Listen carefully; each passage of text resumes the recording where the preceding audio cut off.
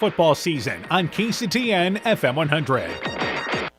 First down, 10 yards to go, 24-yard line. Two receivers to the right this time. Back to Rochford. He's looking to throw the football. He's got time, looking in the middle of the field, and wide open is number 10. In once again, Christopher Lang. Middle of the field, catches it, goes in for the...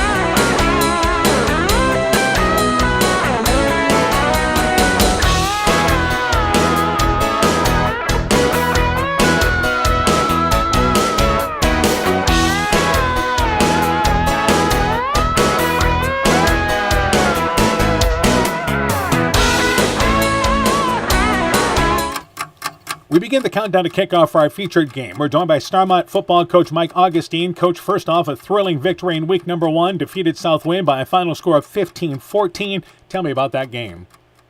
It was a 48-minute battle like we thought it would be. You had to ride the ebbs and flows of the game, and the guys stepped up and got hit with adversity. Had a couple guys get banged up a little bit, and had some people move positions and step up, so that was good to see. But a real gut check win as a team, so it was really a good outcome. All right, let's talk about offensively. Who led you offensively in that game?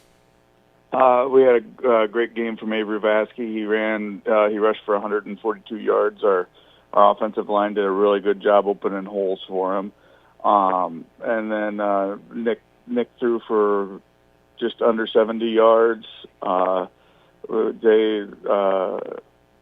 were able to throw the ball. So overall, a pretty good showing there. Jack and Ryan each had a nice catch for some good yards there.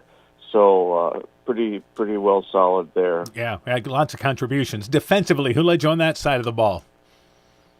Jack Toll, I think, was our leading tackler, and our linebacking core did a pretty good job.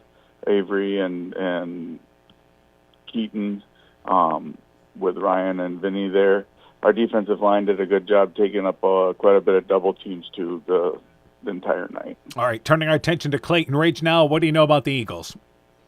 Well, they got a couple good receivers.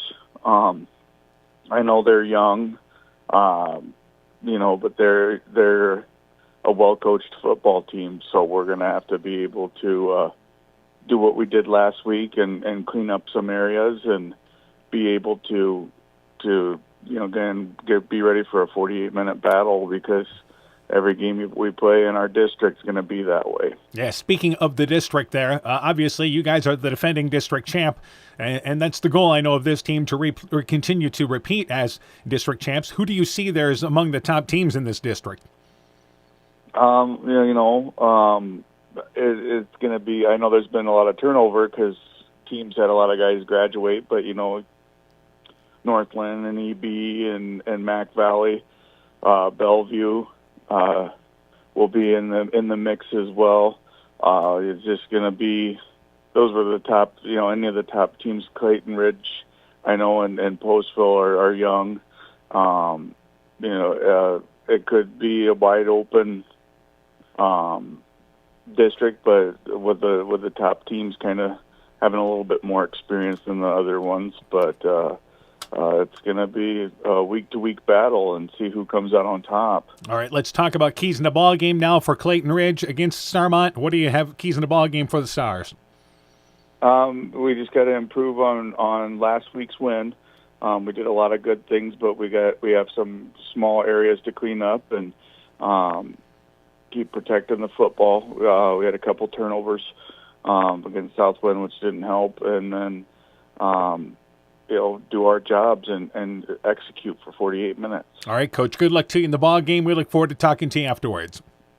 All right, sounds good. Starmont football coach Mike Augustine on his Stars program. Countdown to kickoff continues after this. At Almakee Clayton REC, we provide more than energy. We also provide ideas to help keep you safe, especially during planting season. If your equipment contacts a power line, back away. When you can't back away, call or radio for help. If you must jump clear of the equipment, do not touch the ground and the equipment at the same time. Report potential power line hazards today. At Almakee Clayton REC, we care about keeping you safe. That's the power of human connections. Almakee Clayton REC, your touchdown energy cooperative. Being good at life means getting your finances together so you can focus on the moments that matter most. With over 175 years of expertise, New York Life Insurance Company provides you with benefits you can enjoy while you're, living. So give your local agents, Andrew Reimer or Troy Springer in both Guttenberg and Monona, a call. You can reach Andy or Troy at 563-252-2471. That's 563-252-2471. They can help you and your family be good at life. When making up a to-do list, don't forget to include servicing your car at Edie's AC Delco Service Center in Garnavillo. Your car should have the best care, and Edie's will make sure of it. Stop in or call 964-2186 to make an appointment. Tires worn out? Well, Edie's can replace them.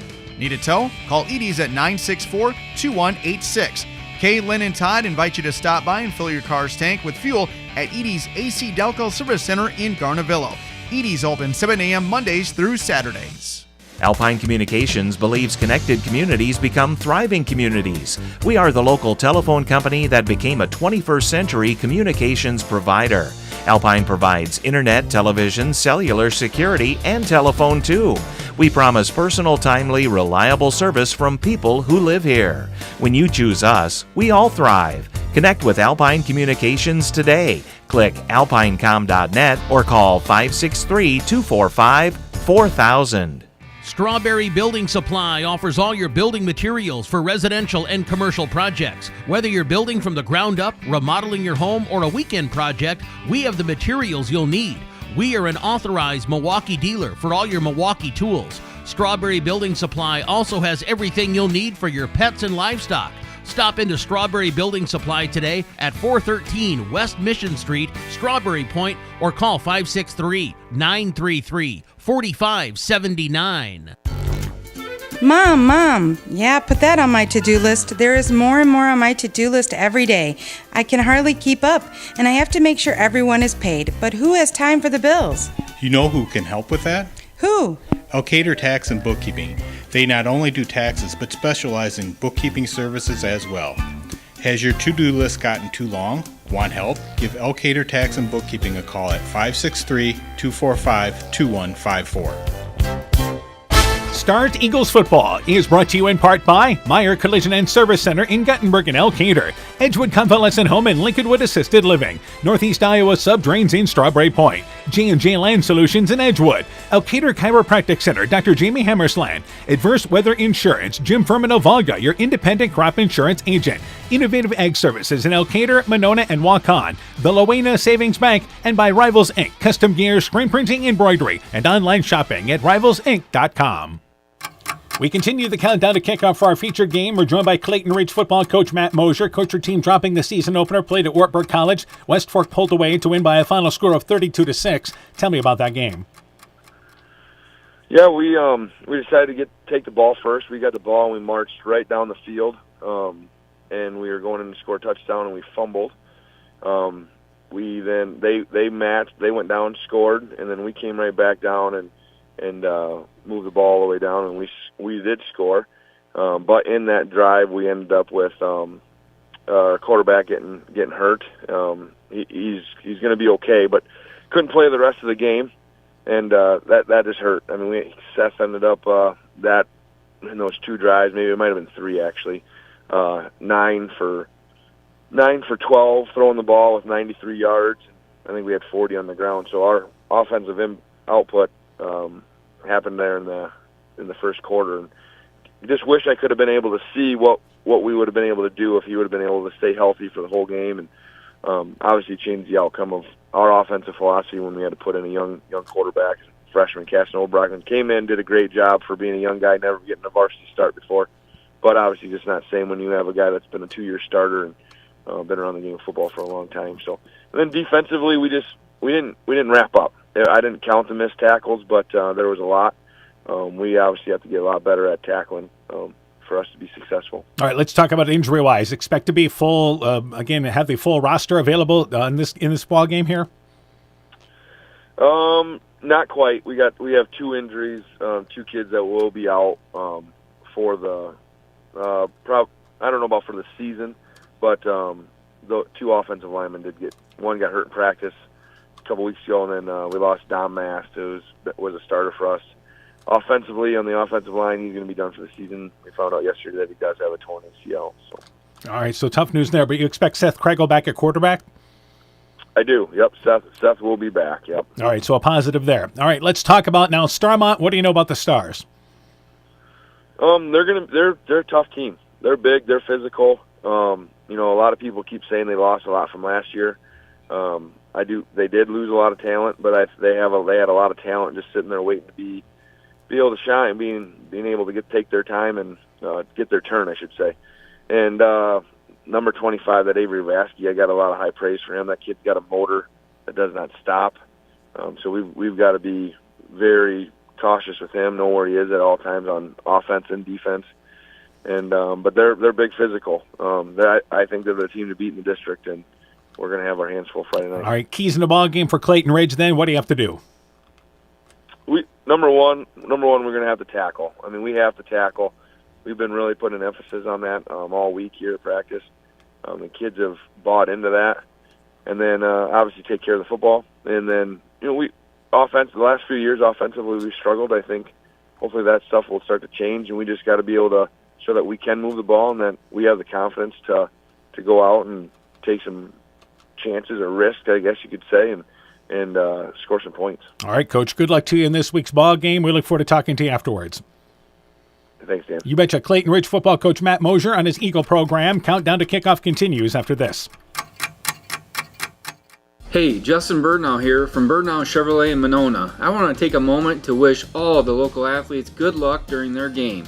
You have worked incredibly hard and it shows during each game. Myself and the entire Birdnow Chevrolet Monona team is wishing you all that you do your best and good luck. Life is better with American Family Insurance because our agents provide specialized local expertise to help you get the right coverage at the right price. We understand that farming is at the heart of what you do, and we want to help protect what you've worked so hard for. Let's build the policy your farm deserves. Contact Julie Depke, agent at 205 South Main Street in Elkader, or call 563-245-2366. American Family Mutual Insurance Company SI and its operating companies, 6000 American Parkway, Madison, Wisconsin.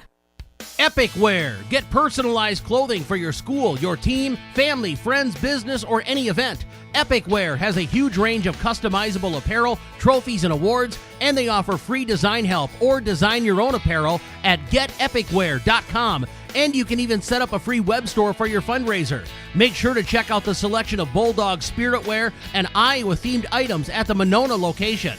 Epic Wear, located in downtown Monona and Waukon. Call 563-539-2300 to place your order today. Edgewood Auto and Towing is an automotive repair shop, tire dealer, and 24/7 towing service with mobile tire repair service to get you back up and going either on your farm or on the road. Also offering full service work on all autos and semis, Green Mountain Grills, Grizzly Coolers and Cups, and Edgewood Sweatshirts. Check out their current tire rebates by calling 563-928-7333 or stopping in to Edgewood Auto and Tire for complete terms and conditions. Looking for a hassle-free banking experience this summer? Look no further than People State Bank. With our mobile check deposit feature, you can bank on the go from anywhere under the sun. Deposit checks using the People State Bank app and your smartphone's camera. Simply endorse the check with your signature, the words "for mobile deposit only," and your account number. Deposit done in seconds, leaving you with more time to enjoy the sunshine. Experience the freedom of banking at your fingertips with People State Bank. Download our app today and make this summer one to remember. People State Bank, member FDIC. Scooter's Coffee in Manchester offers a variety of coffees, smoothies, blenders, and breakfast food products served all day long. Scooter's Coffee offers fast and friendly service, too. In a hurry? Use the Scooter's Coffee app to order, pay, and earn rewards. Simply stop at the drive-thru window and pick up your order. Scooter's Coffee is open Monday through Saturday, 5:30 a.m. till 8 p.m. and Sunday, 6 a.m. till 8 p.m. We look forward to seeing you at Scooter's Coffee in Manchester.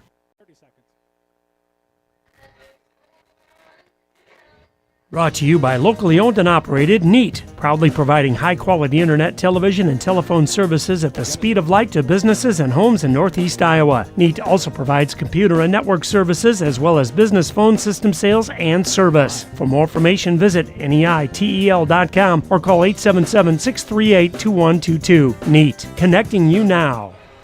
Good evening once again, everybody. How you doing? Dan Behrens along with Coach Aaron Hammond. We welcome you to the River Valley down at Clayton Ridge. In our matchup tonight, it is Starmont and Clayton Ridge in the Class A District 3 opener for these teams. Yeah, District 4 here. They've got 8 teams and, kind of a mixed bag of who's going to be good, who's going to have things back, who's rebuilding. But I think both of these teams want to get off to the right start tonight down here in the Class 4 District opener down here in Guttenberg. Beautiful night tonight, Dan. This is almost like October weather. Yeah, it's cooled off. People in sweatshirts, but the field's in great condition. The crowds are still filtering in. Had a little JV ball, a couple quarters of JV ball here before, so we're a little behind schedule. We're not going to start right at 7, but we have some time to talk about both of these We've teams. got plenty of time to hold discussion about this matchup. As a matter of fact, we're about 25 minutes away from game time, so we have an extended countdown to kickoff for you.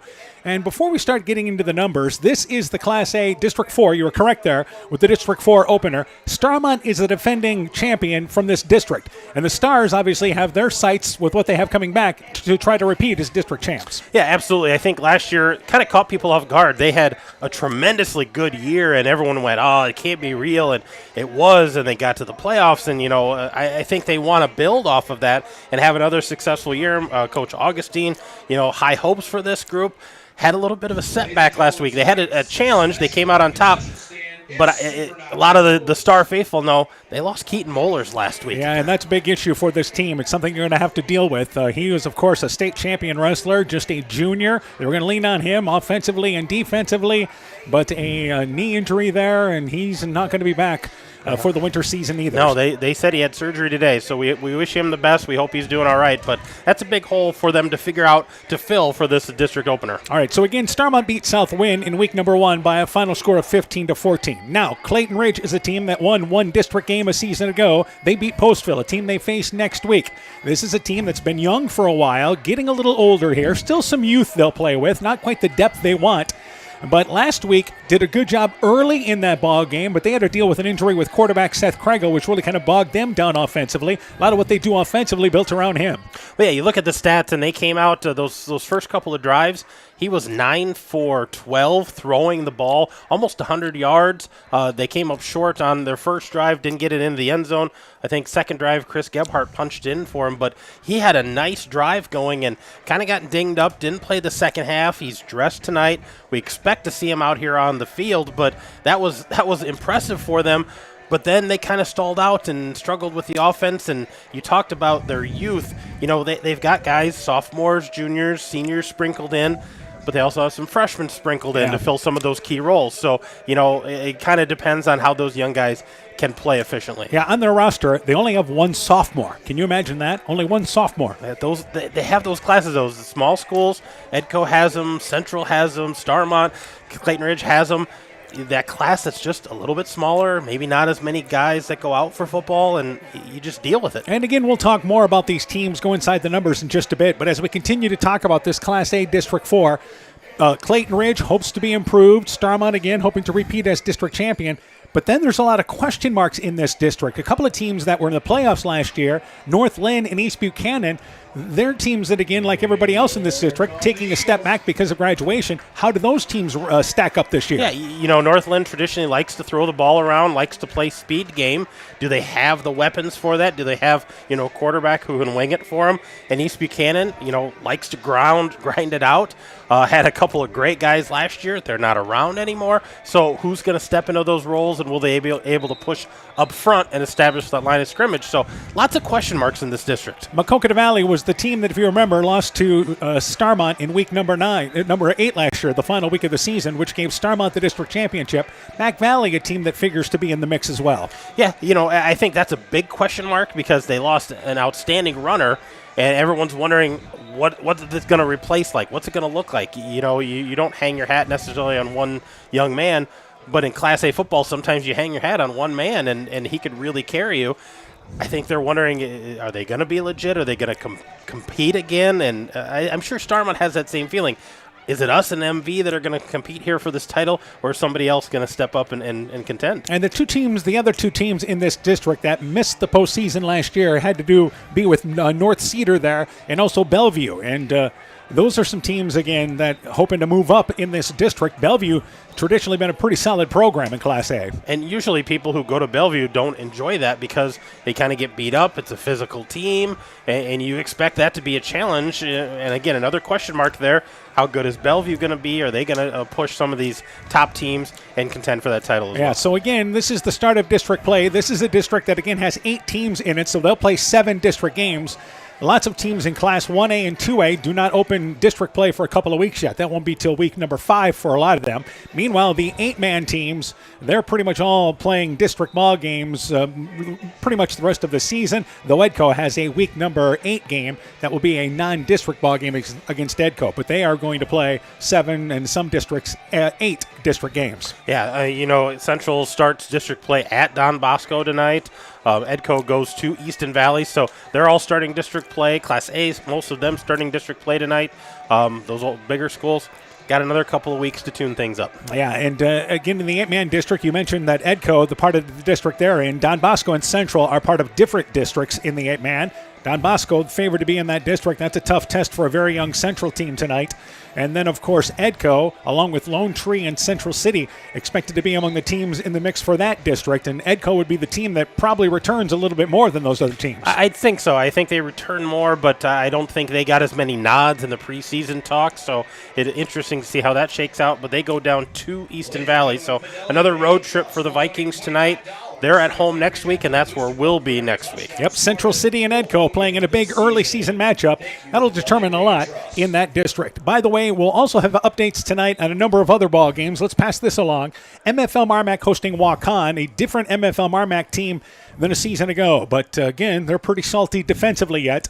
They won last week over Crestwood at Crestwood by a score of 9-7 with a game-winning 35-yard field goal from Ben Cranbeer. Which is a different situation for them to be in. They expect that maybe in a postseason game to be that close, but to start the year, to have to kick that field goal to win, a little different scenario there for the Bulldogs. We'll see how they regroup this week when they play walk-on. Yeah, that's a team that still has hopes of getting to the postseason. Where they finish in that district, that'll be yet to be determined, because Dike New Hartford, along with Sumner Fred, are the teams that have more back. And then Dike New Hartford started the year ranked at number 1. Yeah, that's a tough district, I think, for any team to come out of, because even if you're ranked number 1 and you got a pretty good team, there's other teams that are right there pushing you. Well, and Dike New Hartford lost in the opening week to the defending state champ Grundy Center. We thought they had lost quite a bit from graduation, but they just reloaded. And they ended up blanking them. I don't think Dike New Hartford scored in that game. Yeah, it was an impressive win. It was an impressive win for Grundy Center and a regroup for Dike New Hartford. Also tonight, we mentioned updates on Central and at Don Bosco, Edco at Easton Valley, North Thicket Valley. Losing to 3A Independence last week is home with a great non-district game with Sumner Fred tonight in West Union.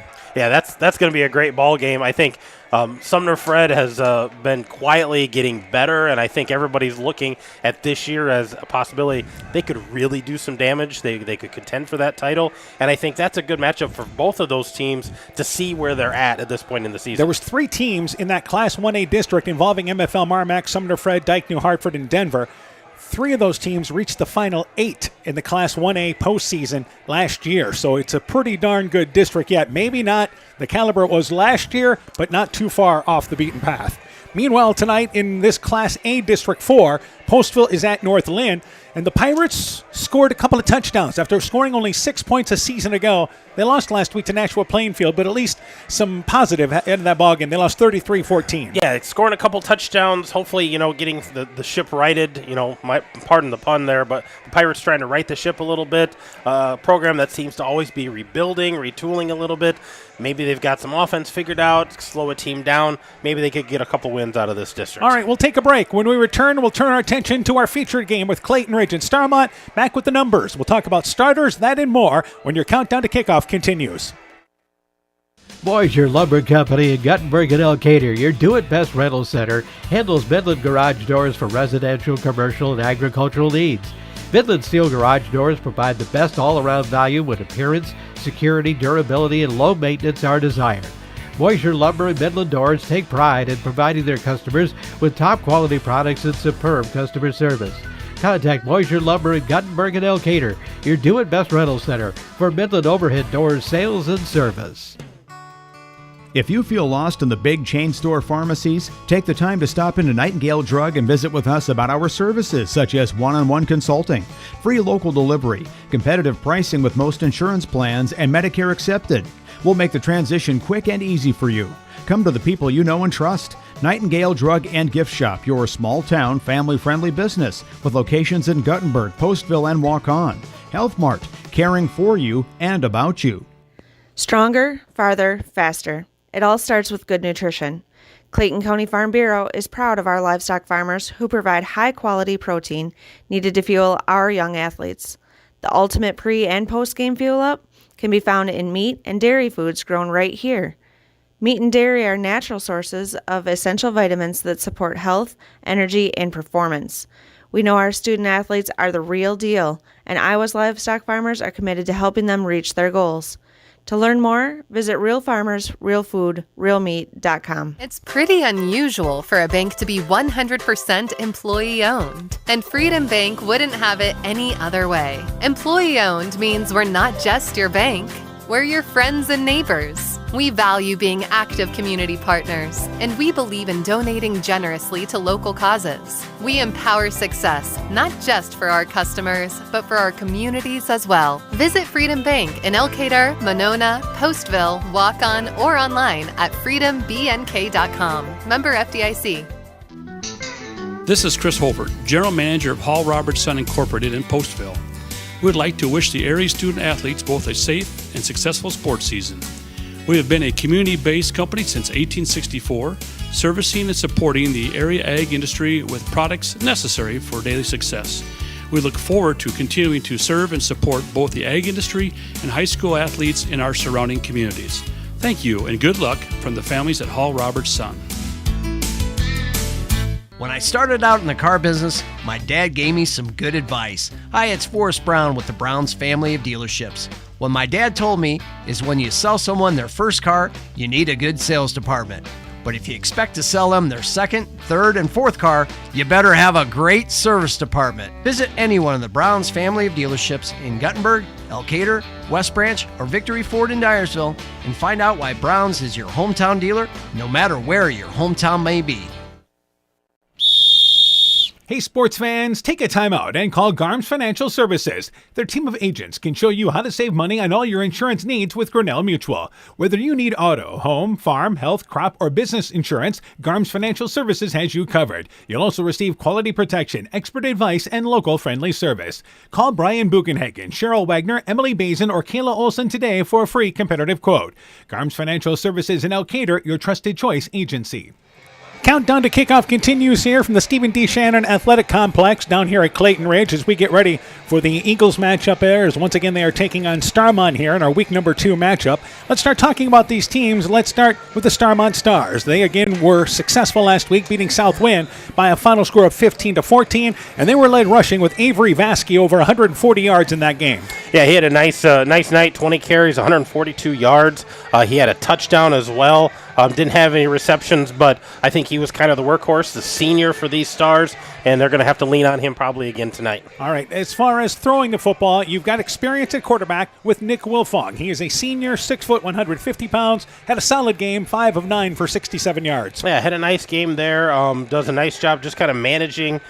He's done that for a couple of years, so he's comfortable there, and if I'm Clayton Ridge, I know Starmont wants to run the ball, so they're going to try to stop the run and force Wilfong to throw it over top. He did have a couple of interceptions last week. And also, receiving-wise, you've got a good receiver and experienced in Jack Toll. He had a couple of receptions there for 31 yards last week. Yeah, Toll's kind of a utility man. He can run the ball if need to. Played a little quarterback last year when they needed him there.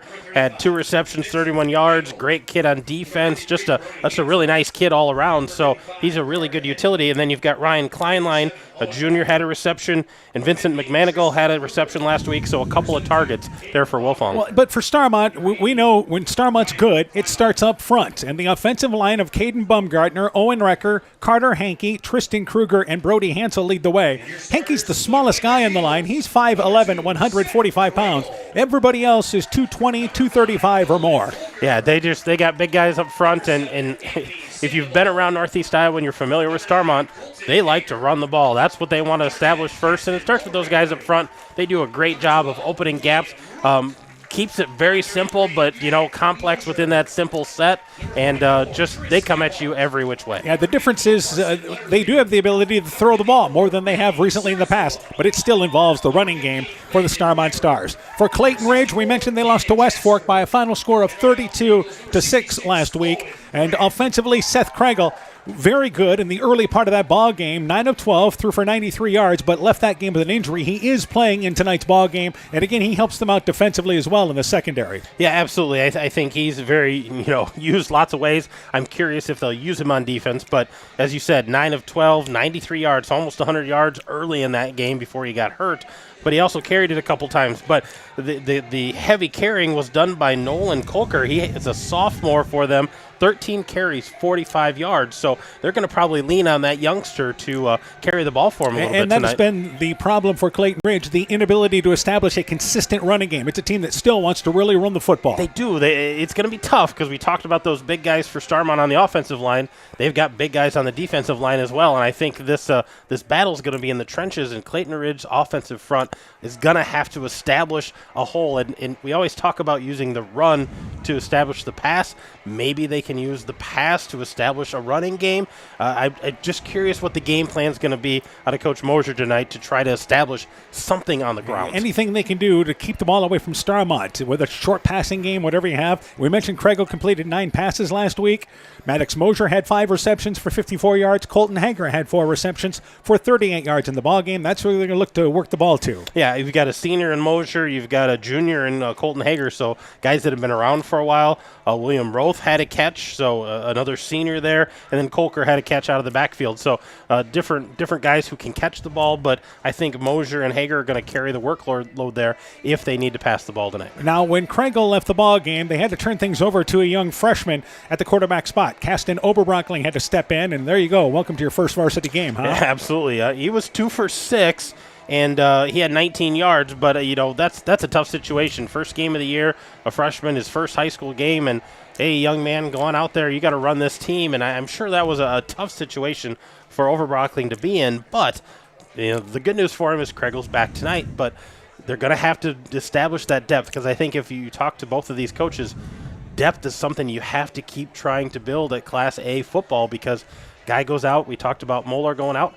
Next guy's got to be there ready to step in. Now for Starmont, in last year's ball game against Clayton Ridge, they steamrolled the Eagles, but there were some special teams miscues early in the ball game that Clayton Ridge had to deal with that really put them behind the 8 ball. So the Eagles know that their punting game, they've got to get the punts off in this ball game tonight. They had a couple of them that went bad last year. I think that goes back to the guys up front, and you get into those special teams, those big guys up front have to block just as hard as they do on a regular offensive play. And I think controlling that ball, time of possession kind of thing is going to be huge in tonight's game. All right, let's go through the starting lineups. Let's start first off for Starmont on offense. The offensive line is Caden Bumgartner. He's a 6'2 junior, 220 pounds. He's joined up front by senior Owen Recker, who's 6'3, 240 pounds. Carter Hankey, another senior, starts up front, 5'11", 145 pounds. Tristan Kruger, a senior, 6 foot, 235 pounds. And you've got Brody Hansel, a sophomore, 5'11", 265 pounds up front. The tight end is Ryan Kleinlein. He's a junior, 6 foot, 185 pounds. The wide receivers, Camden Hamlet at one wide receiver, 5'10", a sophomore, 145 pounds. Dylan Popham is a sophomore, 6 foot, 145 pounds. Those two will be bringing in plays, by the way. And Jace Thomason, who we saw run the ball against Clayton Ridge last year with success.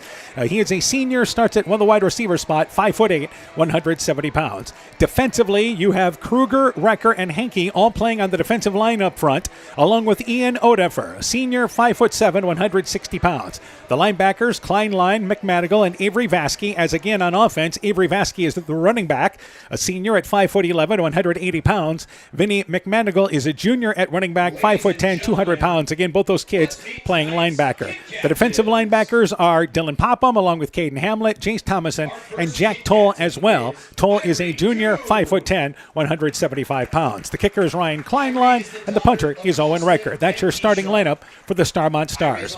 The starting lineup now for Clayton Ridge, and the Eagles again entering 0-1. It's a team, though, that does have some experience in the starting lineup. Offensively, the left tackle is Landon Reimer. He's a junior, 6 foot, 190 pounds.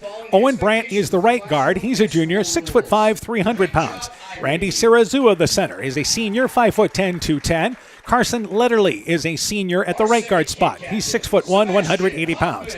Gannon Yuster is the right tackle. He's a senior, 5'10", and again, 220 pounds. So let's start up there where you've got 3 seniors and a couple of juniors on the offensive line. That's good experience. Yeah, I think that's something that they have to really emphasize. Coach Mosier's got to use those guys up front, challenge them to open up that line, and they've got a tough battle tonight with an experienced line from Starmont. All right, the running back spots. Chris Gephardt is a junior, 5'10", 175 pounds. Nolan Coker will be the tailback in the offense. He's a sophomore, 5'8", 170 pounds. The wide receivers are Maddox Mosier. He is a senior, 6'2", 200 pounds. Colton Hager, a junior, 5'10", 180 pounds. Will Rote is a senior, 6'3", 190 pounds. And the quarterback is Seth Kreigel. He is a junior, 5'11", and 180 pounds. The defense, Sarazua, Mosier, Yaster, and Rote all play on the defensive line up front. Reimer and Letterly play 2 linebacker spots. The other starting defensive back is Keston Oberbrockling, a freshman, 5'80", 165. This is a team that is very young in the secondary. Kalker and Gebhardt also play in the secondary at defensive backs. Anthony Sandoval is a junior. He'll start at a defensive back spot. He's 5'7", 150.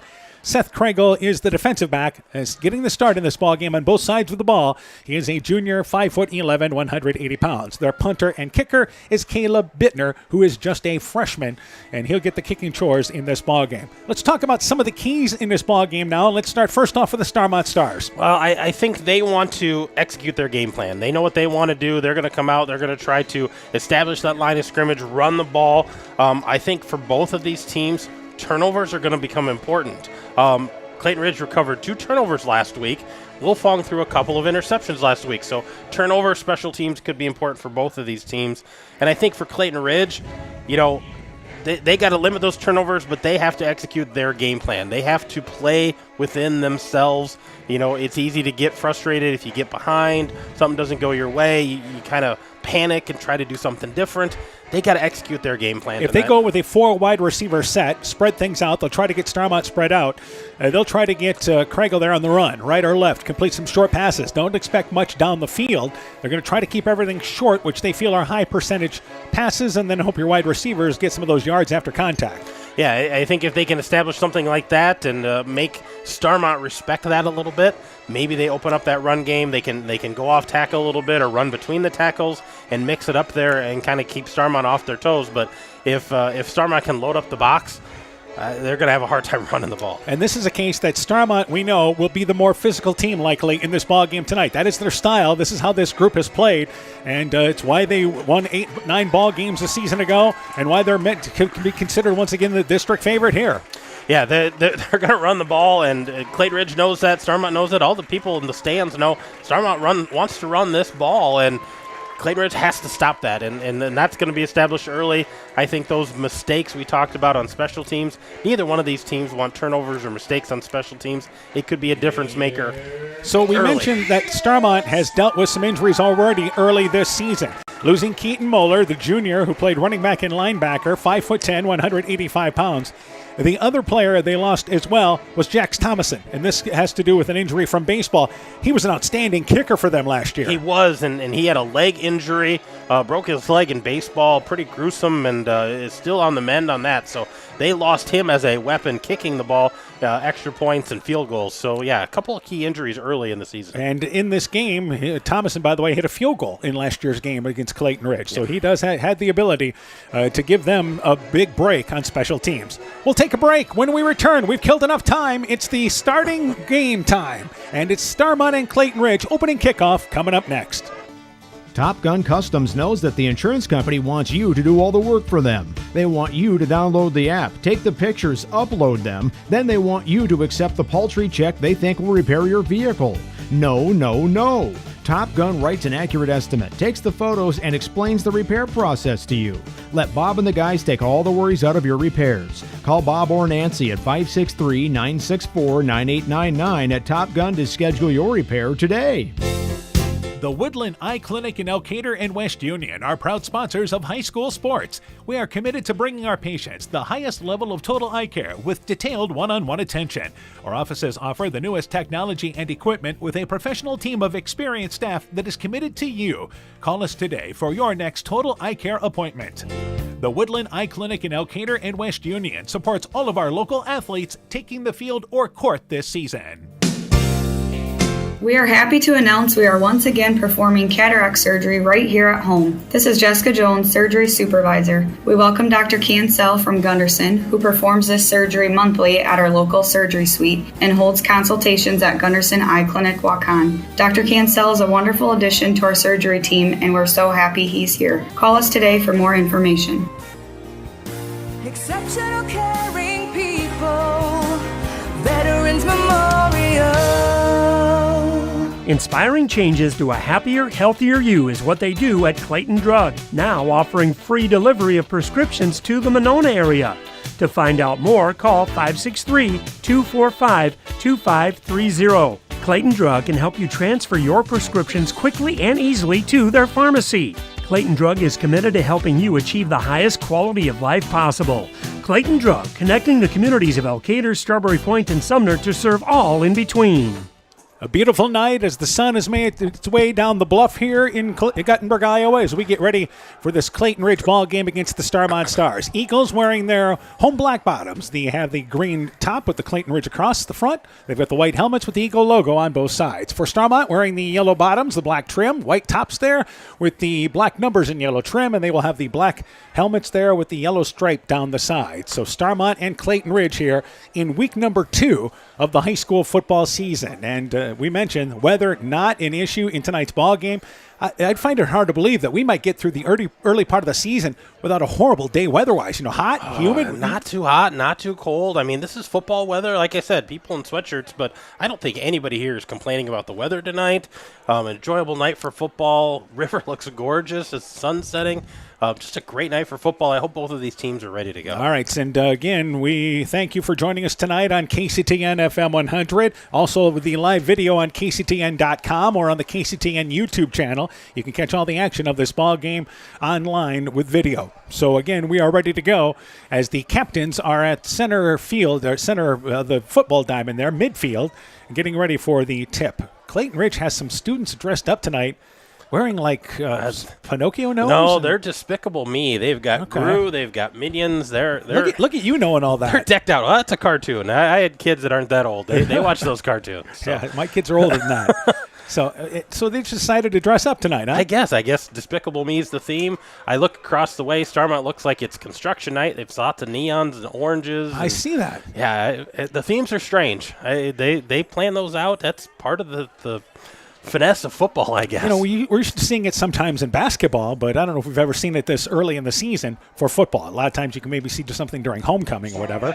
So Starmont has won the toss, but they have deferred. So Clayton Ridge will be receiving here to start this football game tonight. We were scheduled for a 7 o'clock start. Not bad, as, again, we're starting at about 7:16, 7:17. That's not bad, all things considered. Yeah, they wanted to get those 2 quarters of JV in. First quarter moved along. Second quarter got a little slower, but we're okay. We're going to have a great night tonight. And in that JV ball game, and they only played a half, Starmont scored 28 points in a half of football and defeated Clayton Ridge by a final score of 28-0.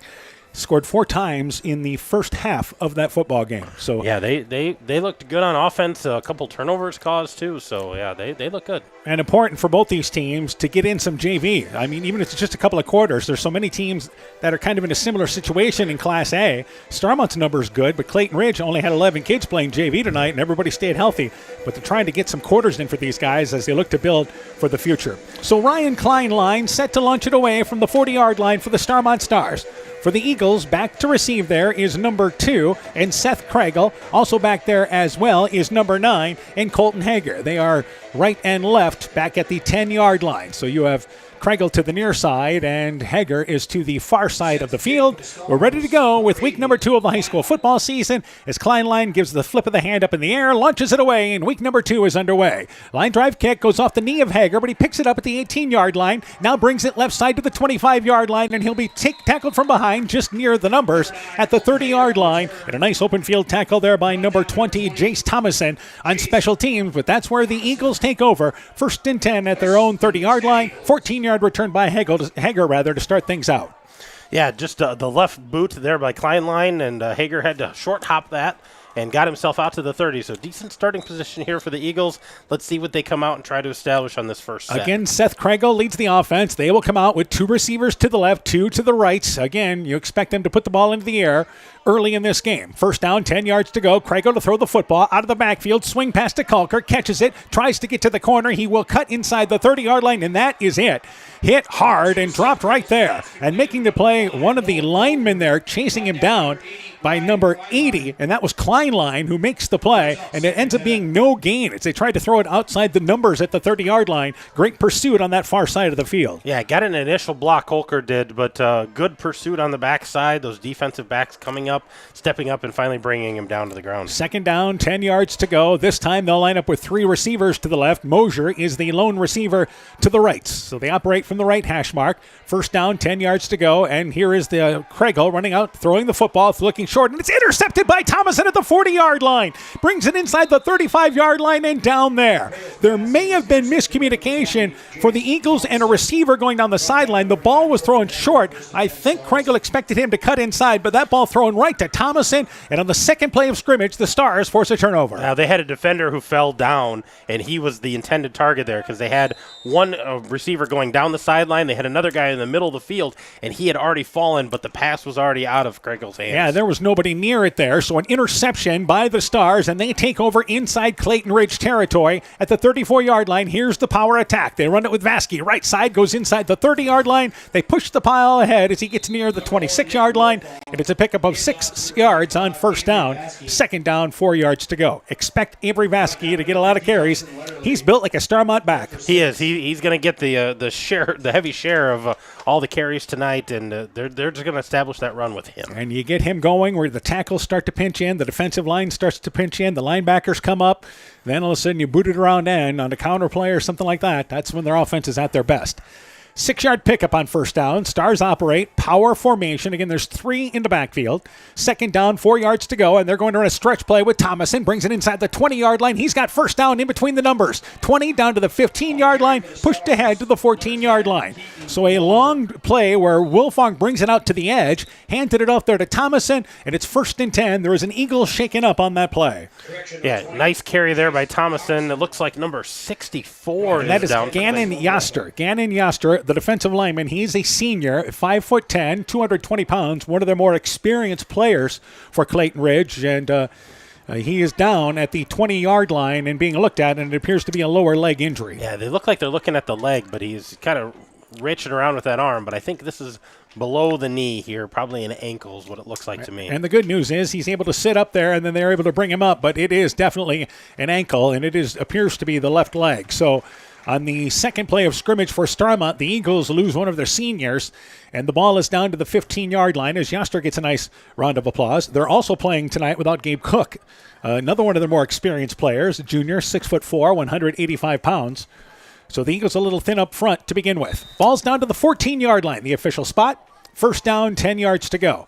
And bringing the play in from the sideline once again is Dylan Popham. And the Stars try to take advantage of an early turnover, 2 minutes into the opening quarter. And this time they line up with split backs in the backfield.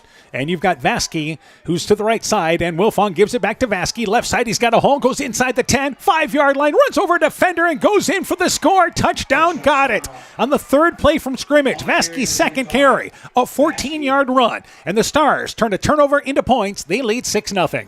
Yeah, and that only had one defender he had to really deal with. Had a little contact there once he got into the secondary, but able to push through and get that into the They also end zone. pulled the guard to the left, but also leading the way blocking-wise was number 35 out of the backfield in Vincent McManigal, who was at fullback that time.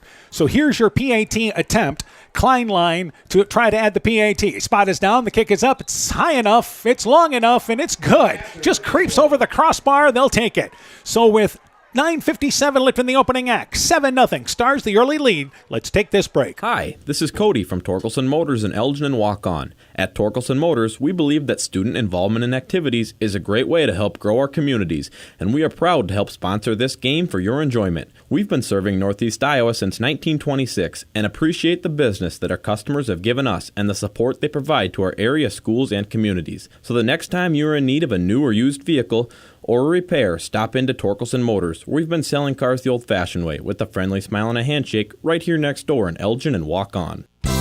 Being good at life means getting your finances together so you can focus on the moments that matter most. With over 175 years of expertise, New York Life Insurance Company provides you with benefits you can enjoy while you're, living. So give your local agents, Andrew Reimer or Troy Springer in both Guttenberg and Monona, a call. You can reach Andy or Troy at 563-252-2471. That's 563-252-2471. They can help you and your family be good at life. So the opening drive set up by an interception by number 20 in Jace Thomason.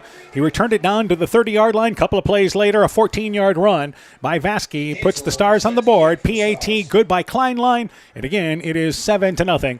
The lead for Starmont. A new kicker in for Starmont. We'll get to that in just a second. It's a short kick at the 18-yard line, fielded by number 5, and that once again is Kalker. Kalker at the 20-yard line tries to bring it near side, where he gets across the 25, 26-yard line, stood up there, and that's where the Eagles take over on their second possession. First down, 10 yards to go. Our kicker that time for Starmont was number 53, Brody Hansel, did the kickoff duties there. So the Eagles, after an interception, back on offense. Yep, and a decent field position here. They're outside their 25, and got to regroup here. I think we're going to see more of the same. They want those short passes, try to establish something, get some gains, move the chains. First down, 10 yards to go. They work out of shotgun formation. Back at the 20-yard line, rather, is Kregel. Gephardt is to his left. They're going to run it with Kregel, a draw up the middle. Brings it across the 25-yard line, and he's out on the left hash mark to the 27-yard line. Picks up a solid 6 yards, closer to 7 on that run. Yeah, it's a nice solid run. Had the running back with him blocking the way, so able to get a good gain there, about a 7-yard gain. So a nice start for the Eagles. And again, for the Eagles running the football, they have no problem with if Kregel leads them in rushing. Yeah, if they can block for him and get him some space, I think he's a nice weapon to have to go along with the other running backs. Gephardt to the left. Now they move Kulker into the backfield as well. And here's the snap back to Kregel, rolling out to the right to throw the football, looking long, and that pass overshot at the 50-yard line. The intended receiver was number 12, intended for William Rote, inside the 45-yard line towards the Starmont sideline. The nearest star there defensively was Jack Toll, closing in. Tried to dive for it there near the sideline, but incomplete. An overthrow for the Eagles on first down. And that was an interesting set. They had Kasten Overbrockling in the backfield as a running back, and he's able to throw the ball as well, but he was out in the flats trying to pull that defense up and throw it over the top. And again, that's a freshman in the backfield. They line up again with two receivers to the right, a receiver to the left, and here is the play now with Gephardt. Gephardt runs right into the line and is dropped right there. Crashing through down low was the Stars defensively, and that was number 66, the first Starmont player there in Ian Odeffer. And it's no gain. It's now fourth down and 3 yards to go, and the Eagles are going to have to punt the football away. And this is not what they wanted. They wanted to get some gains, get the ball downfield, and they want to try to flip the field position here. Now they're going to have to do it with the punt. So once again, Caleb Bittner is a freshman who stands back at the 21-yard line. Stars will put two guys back at the 35-yard line. And jumping off sides is Starmont, it appears, although Starmont pointing to Clayton Ridge, but I think this is the Stars committing the penalty. And it may have been Kleinlein. The only reason why I say that is because he brought both of his hands there to his head. Yeah, and if that's a 5-yard penalty, that's enough for a first down. That's going to get Clayton Ridge's offense back on the field. So a mistake there by the Stars, and the Eagles will take their first down to the ball game with it. So the ball is out to the 38-yard line, 8.5 left in the opening act. Eagles' second possession, trailing 7-0. Two receivers to the right. Again, they have a receiver to the left, and that is number 4 in Brandon Preby. He's a junior, near side. Back to Kregel. Kregel runs the football with Kulker, goes between guard and tackle right side across the 40-yard line, maybe to the 41, picks up 3 yards on first down. Nolan Kulker, successful run there. Second down, 7 yards to go. You talk to any coach in any level, those pre-snap penalties just kill you, and that was an issue where it kept a drive alive for the Eagles. They need to capitalize here. Oh, and Recker, by the way, one of the Stars in on that play. So closer to a 4-yard gain for the Eagles. Second down, 6 yards to go. And again, you've got the spread formation, 2 to the left, 2 to the right. Now Kulker is to the right of the quarterback, Kregel, who works in the middle of the field out of shotgun. Gets the snap, looking long, looking down the sidelines. That pass for Mosier. It's thrown short and then knocked away. It was a jump ball down at the 30-yard line. Into the coverage, number 19, Camden Hamlet. That was a throw where Maddox and Hamlet just jockeying for position outside the numbers on the far side. And the pass knocked away, incomplete, third down. And that ball floated just a little to the outside of the receiver, so actually the defender had better position there, but both of them kind of got turned around, fallen to the ground. Going to be a tough catch by either one of those. A timing route thrown by the Eagles, and it goes for a long incompletion. Third down, 6 yards to go. Now you go I formation. Well, Kregel will actually go under center, and as I say that, he will back up and go back to shotgun at the 35-yard line. Third down, 6 yards to go. Stars jump off sides. I think they're lined up off sides. They call actually a false start on Clayton Ridge. The Stars were going to bring a blitz, and somebody moved up front. Yeah, I think there was a movement. They saw that blitz and moved just a hair early, but it was just before the snap of that ball. Back him up 5 more yards. This is going to be third and long. I believe it was McManigal, the linebacker, who came up right to the line of scrimmage. So a false start against the Eagles puts them back behind the chains, and it's third down and long, and this is what they want to stay out of all night long. Yeah, they're throwing the ball, but they're not looking for those long down the field throws. Third down, 12 yards to go. Receivers left and right. Kregel rolling out to the right to throw the football. Now flushed out of the pocket on the far side, and he's going to be wrapped up for a loss inside the 30-yard line, and he's throwing out of bounds at the 29-yard line. They lose 7 yards on that. Couldn't get around the edge, and a great job by the Stars closing down on the left side. Yeah, he had nowhere to go there. I think he had a a window early, but after that it closed down, and ball goes flying out of bounds out of his hands, but he was already in the dirt, a loss of 7. I believe Vasky was the first star in that area, the linebacker, but the left side of the line, Kleinlein and those guys getting there as well. So a loss of yardage makes it 4th down, 19 yards to go, and they will punt it away once again. And again, it's number 81, Caleb Bittner, gets off a high punt, and that ball is caught and then hit. And the ball hits a Starmont star, and it bounces all the way back to the 30-yard line, picked up by McManigal. There's a flag down. We're probably going to have interference. McManigal brings it to the far outside sideline, brings it across the 45-yard line as he went back to get the fumble. There's an Eagle that is shaken up on the play but gets up. The return brings it to the 45-yard line, but I believe the Stars were hit before that ball landed. Yeah, I think they got there just a hair early. They were trying to time it up and hit him right when he got the ball, but I think the defender got there just before the guy was able to catch that ball. Vasky was back there, McManigal as well, and again, McManigal able to hustle back once the ball hit off the Stars' helmet, bounced all the way inside the 30-yard line. He did a great job of saving some yardage with that. Yeah, able to go pick that ball up because it kicked a long ways, and yeah, they're indicating this against the Eagles, so this thing's going to come probably a little farther downfield depending on where that penalty lands. Going to put Starmont inside Eagles territory. So it occurred at the 46-yard line. That'll move him inside the 40-yard line, and it's going to be 1st down, 10 yards to go. At the 39-yard line is where they will take over. So the Stars' second drive starts for the second time inside Eagles territory. Yeah, and that's something the Eagles don't want because, you know, they want the clock to run, but they want Starmont starting in their own territory. Last year's ball game got out of hand because of special teams. Yep. And 1st down, 10 yards to go for the Stars. They operate from the left hash mark, and here is Vasky able to shake a defender, brings it right side. He's inside the 30-yard line. Now he bounces to the outside to the 15, 10, trying to get to the corner, and he's going to be wrapped up by Mosier at the 2-yard line. 1st and goal on a 37-yard run by Avery Vasky. Once he got through, a great move near side to bring it inside the 5-yard line. Yeah, able to shake a tackler there in the secondary. Had a hold of a jersey, but shook that off, and it was a foot race to the corner. I think he got to the 3. So that was a great gain there by Vasky. Yeah, you're not going to bring him down by the jersey. You got to wrap him up, take out the legs. So 1st and goal from the 3-yard line. Stars, successful run on 1st down. Brings up a short field, and Wilfong operates with McManigal in the backfield, now split out there with Vasky in the backfield. 1st and goal from the 3-yard line. Wilfong the long count, left side Vasky brings it between guard and tackle and goes in standing up off left side for his 2nd touchdown. It's 2 touches and 2 scores for the Stars. Halfway through the opening act, they lead 13-0. Yeah, that was just to reward the big gain there by Vasky, give him the touchdown, and able to go right off of the guard and waltzes in virtually untouched. So another easy score there for the Stars. And the Stars taking advantage of an interception on the first possession and then a penalty on special teams to move them inside Eagle territory. Kleinlein's PAT, it's up high enough, long enough, but it's off to the right. Had the height on that one, but pushed it to the right. The conversion fails. 6:09 left in the half. 13-zip. Stars in the lead. Let's take this break. Alameda Clayton REC provides more than just energy. They also provide ideas to help keep you safe. Nearly 2 in 5 U.S. homeowners will put themselves and others at risk this year by digging without calling 811 beforehand. Always contact 811 before digging to avoid service disruptions caused by damaged buried utilities. At Alameda Clayton REC, they care about keeping you safe. That's the power of human connection. Alameda Clayton REC, your Touchstone Energy Cooperative. When making up a to-do list, don't forget to include servicing your car at Edie's AC Delco Service Center in Garnavillo. Your car should have the best care, and Edie's will make sure of it. Stop in or call 964-2186 to make an appointment. Tires worn out? Well, Edie's can replace them.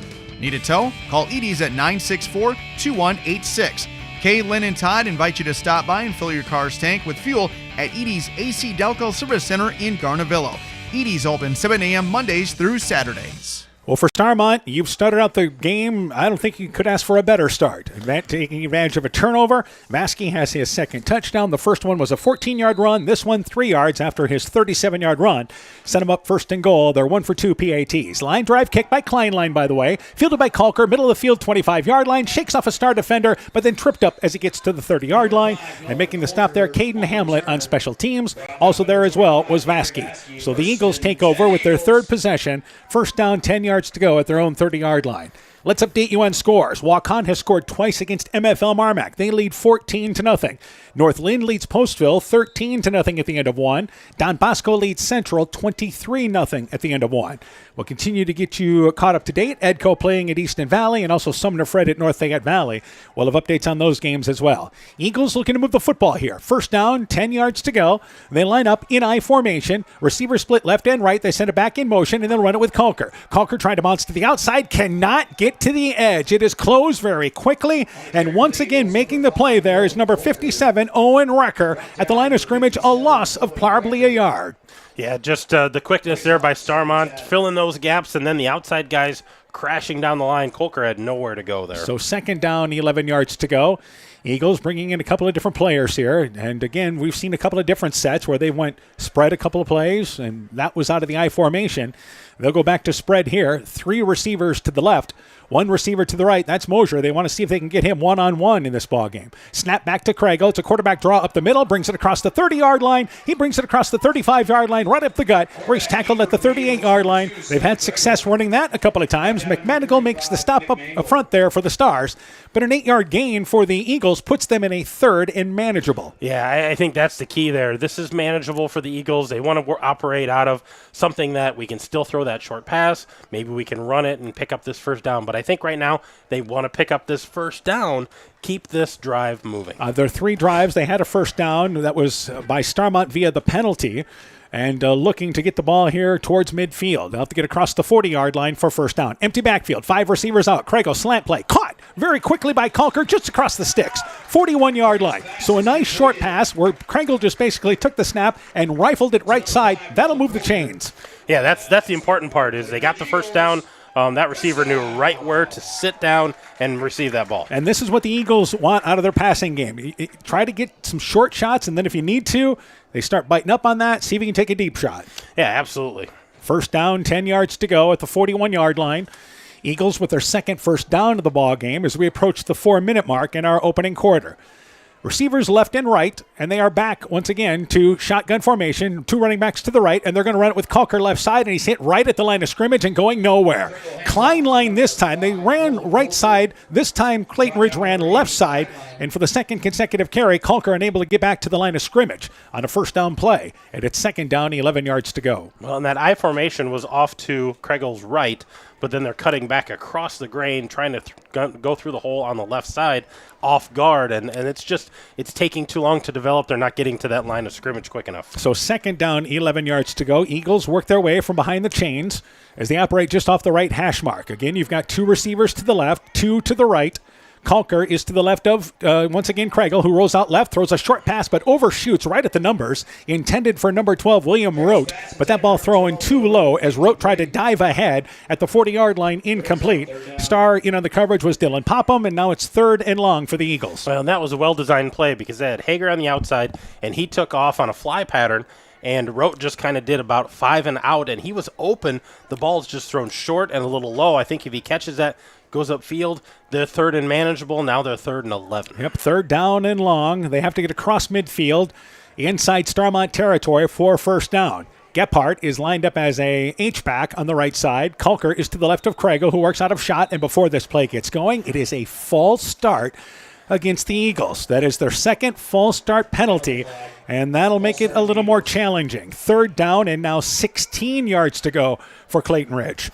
Yeah, that those pre-snap penalties, they were scrambling to get in formation, and somebody moved before the snap of the ball. Yeah, this team, and they'll tell you, not built for third and 16 long situations. No, they're going to try to get as much as they can, maybe get it to a receiver early and pick it up on the run. 2 receivers to the left, 2 to the right.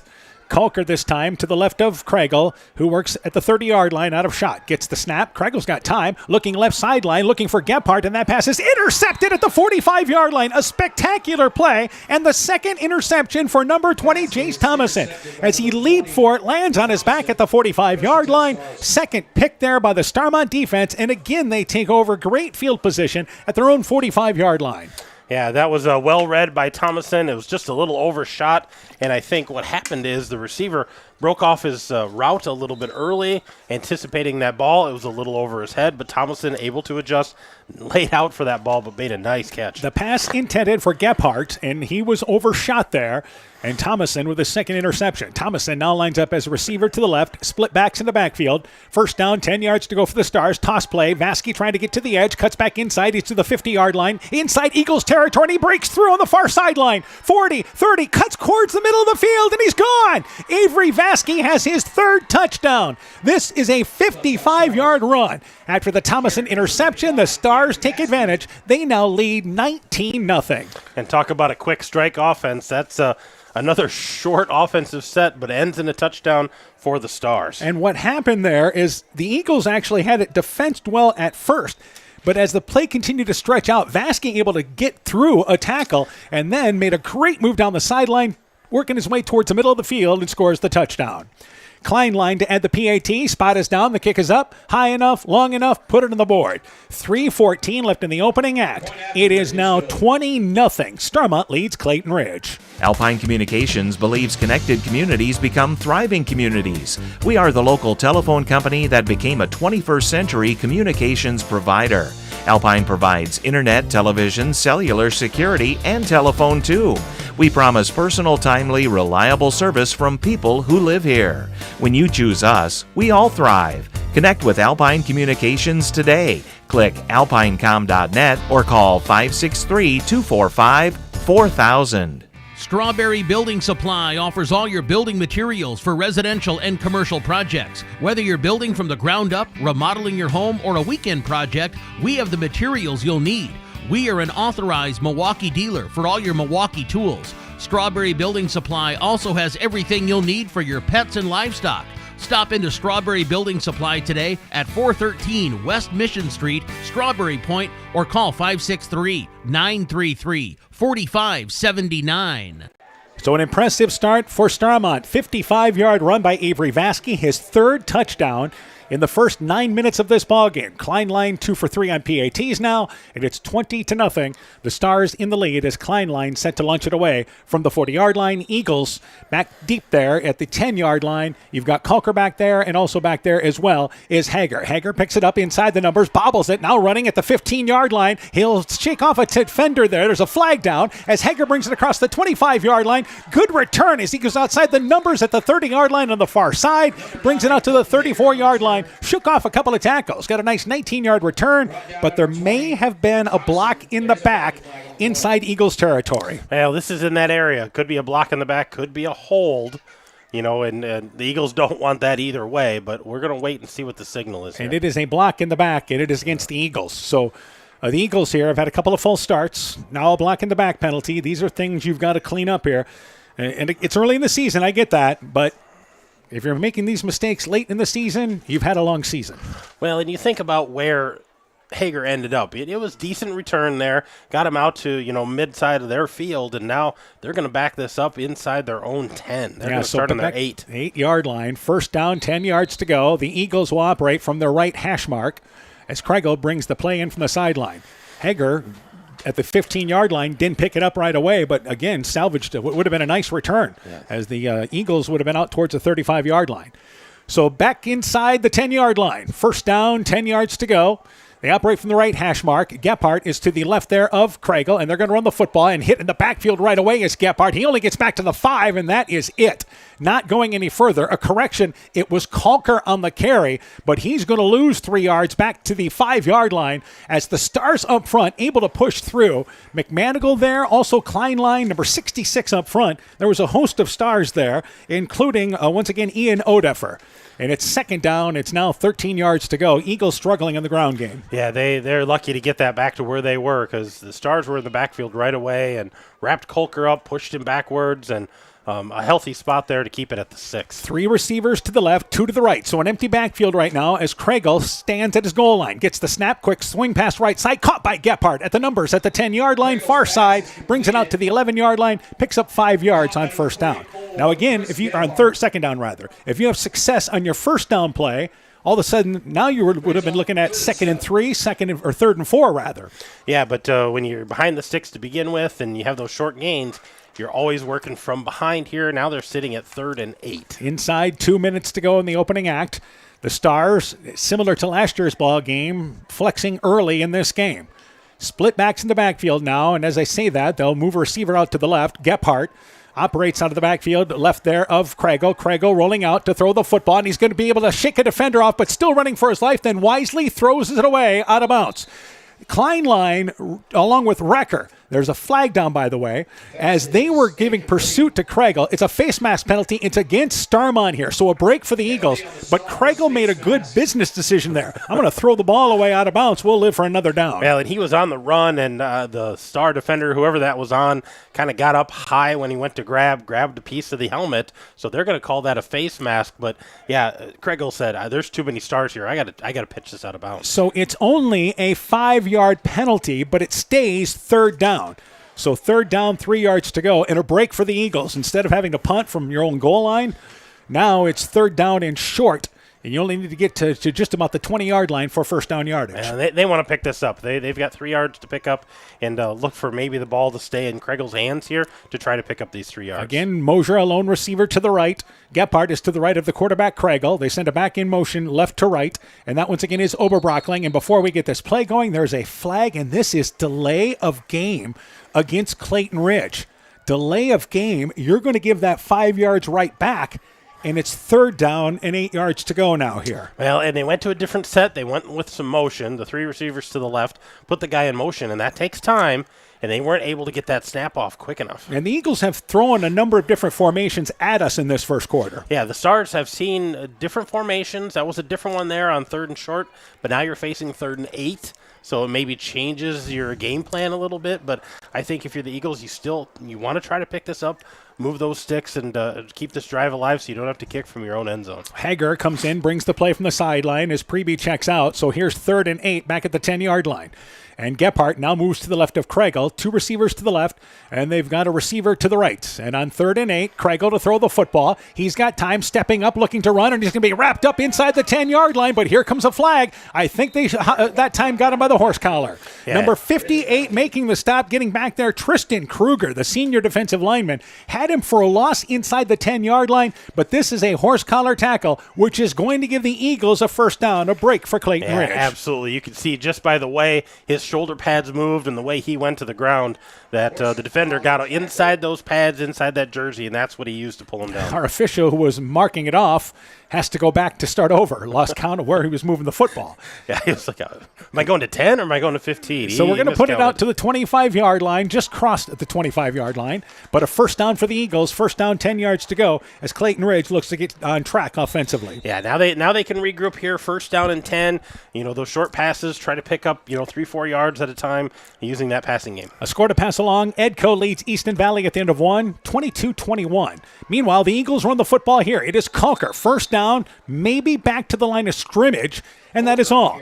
Kleinlein again, one of the Stars there, number 66 as well for them. Odefer once again, and it's 2nd down, 10 yards to go. The Eagles yet to establish that run on first down. Yeah, and they haven't been able to do much of that. I think they need to look at that short pass game, use that as your run, try to establish that first, and maybe that'll open things up for Kolker. All right, score to pass along. North Fayette Valley has scored in the first quarter. They lead Sumner Fred 7-0 in the first. So we have scores from all the games that we're following tonight. We'll continue to keep you up to date. 2nd down, 10 yards to go. Kalker to the right of Kragle, who rolls out to the right, gets the snap, throws it short, deflected, batted down up front. Number 67 getting the hands in there, and we're 57 rather, and that is Recker, who batted the ball away at the line of scrimmage as Kragle rolled out right side.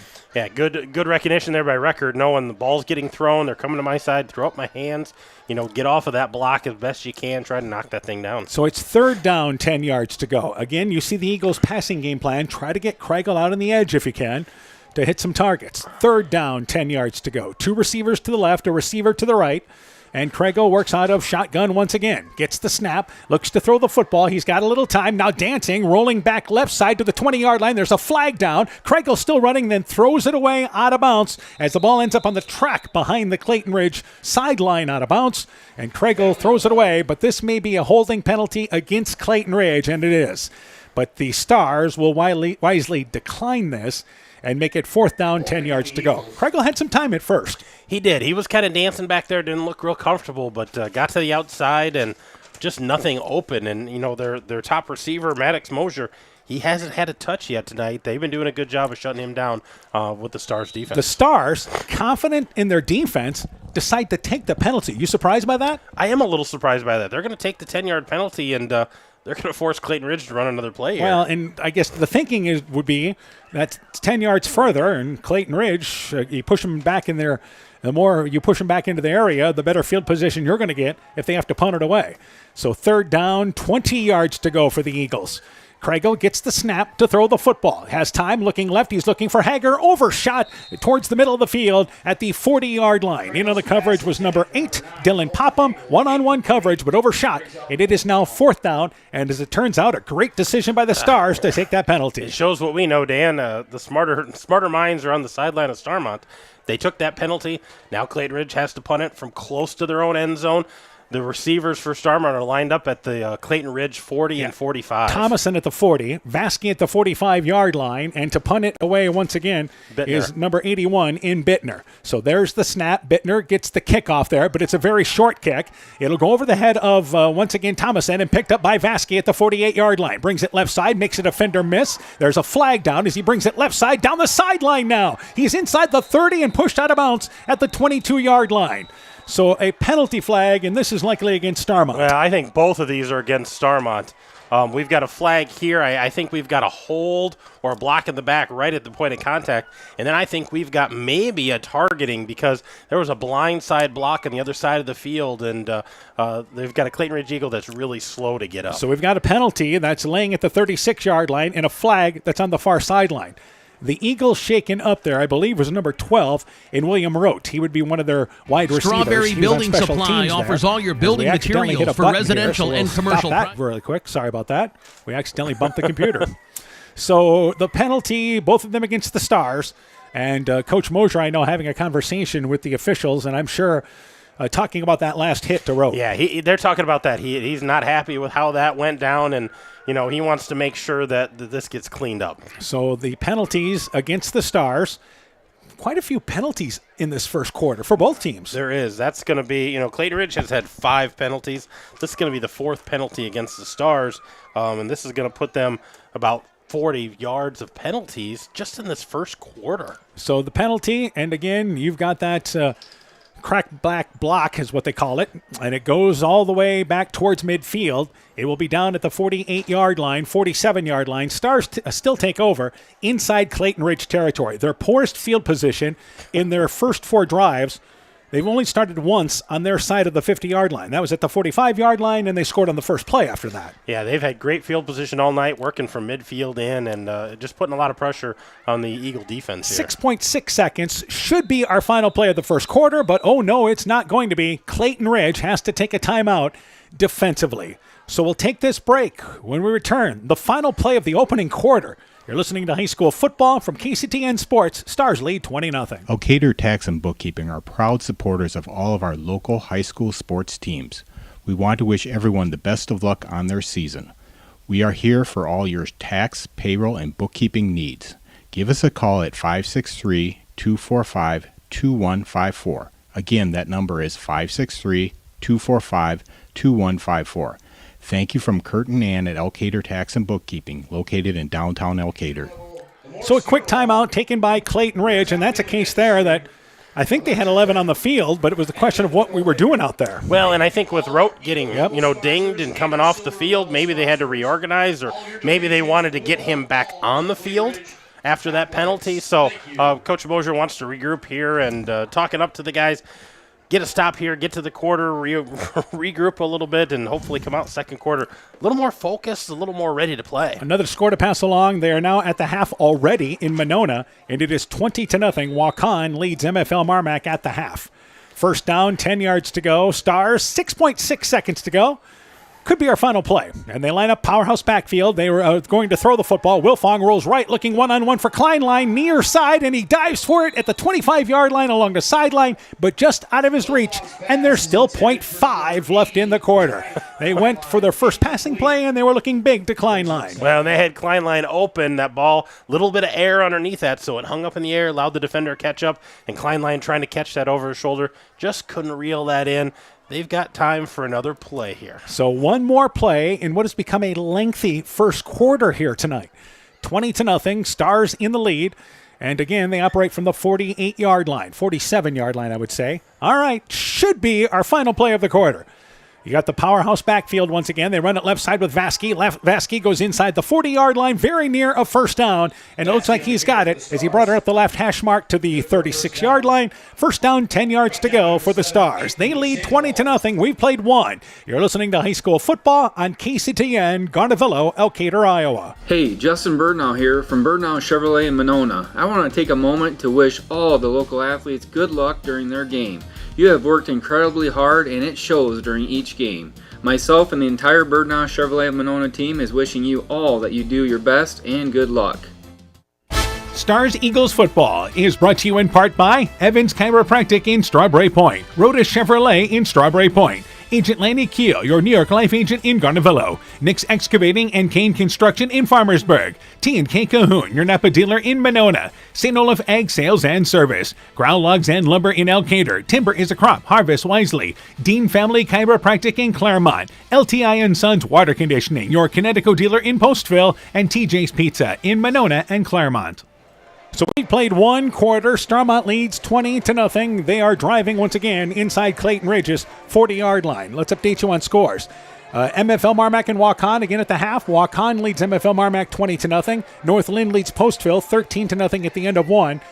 North Fayette Valley and Sumner Fred is now 15-6. A big run from Kyler White. They get the 2-point conversion. North Fayette Valley leads Sumner Fred 15-6 in the second quarter. Edco leads Easton Valley at the end of one, 22-21. And Don Bosco leading Central at the end of one by a score of 23-0. Stars running the football with great success. Let's start there in the first quarter.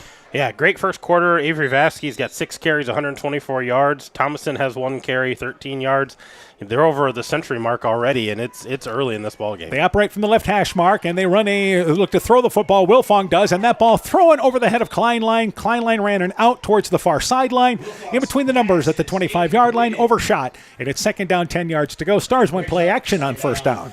Yeah, just tried to give him a different look there to start the second quarter, and Wilfong had a defender on him, so rushed the pass a little bit, but some communication on that pattern because where he threw it, there was nobody. All right, we have another score, by the way. Let's update you on the Don Bosco Central game. It is 44-0 at the half. Don Bosco leads Central. Second down, 10 yards to go. Full house backfield, and it's a stretch play. Right side, it is Thomason. Thomason brings it up the middle, goes inside the 30-yard line, tripped up, but he gets very near the first down at the 26-yard line. Second down, actually third down now. Probably a yard to go for the Stars. Yeah, about a 9-yard gain there, but a nice run by Thomason. A little change of pace from Vasky. This is a case there when they go full house backfield with 3 guys in the backfield. They have a power back up front, and his job is to do most of the blocking. A lot of times it's been McManigal, and then you can run the ball with Thomason or Avery Vasky. So third down and short for the Stars. Second quarter just underway. They're in control, 20-0. Then they will line up once again with 3 in the backfield.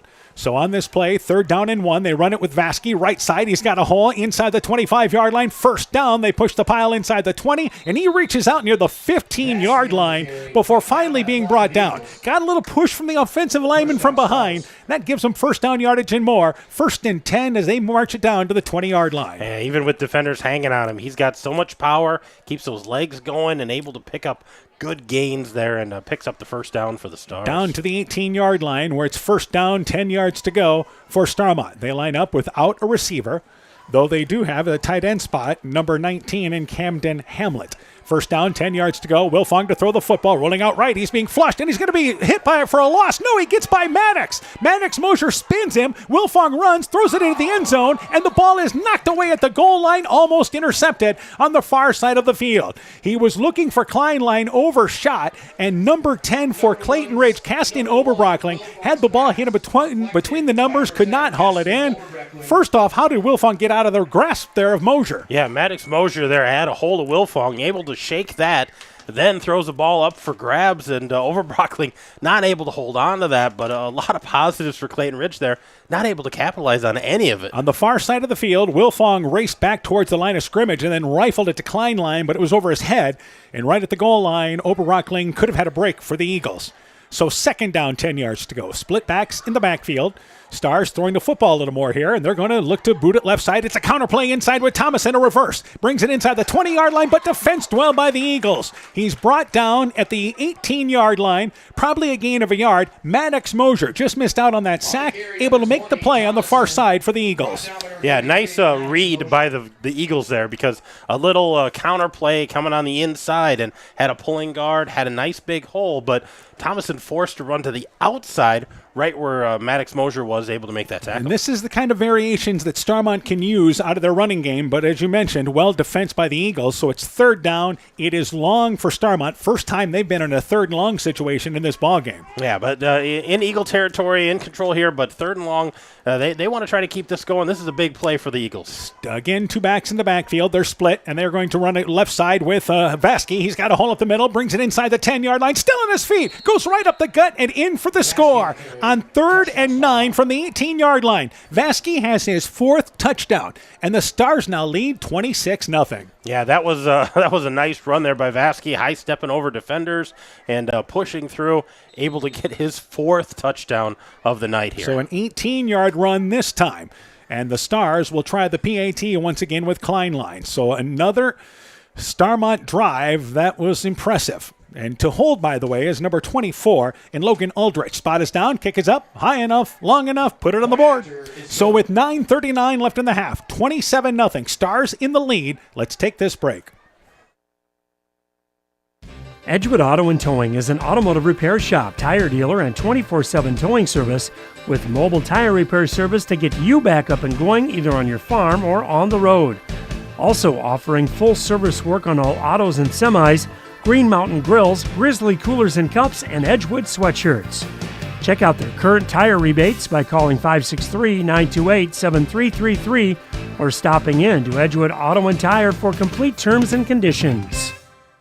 Epic Wear. Get personalized clothing for your school, your team, family, friends, business, or any event. Epic Wear has a huge range of customizable apparel, trophies, and awards, and they offer free design help or design your own apparel at getepicwear.com. And you can even set up a free web store for your fundraiser.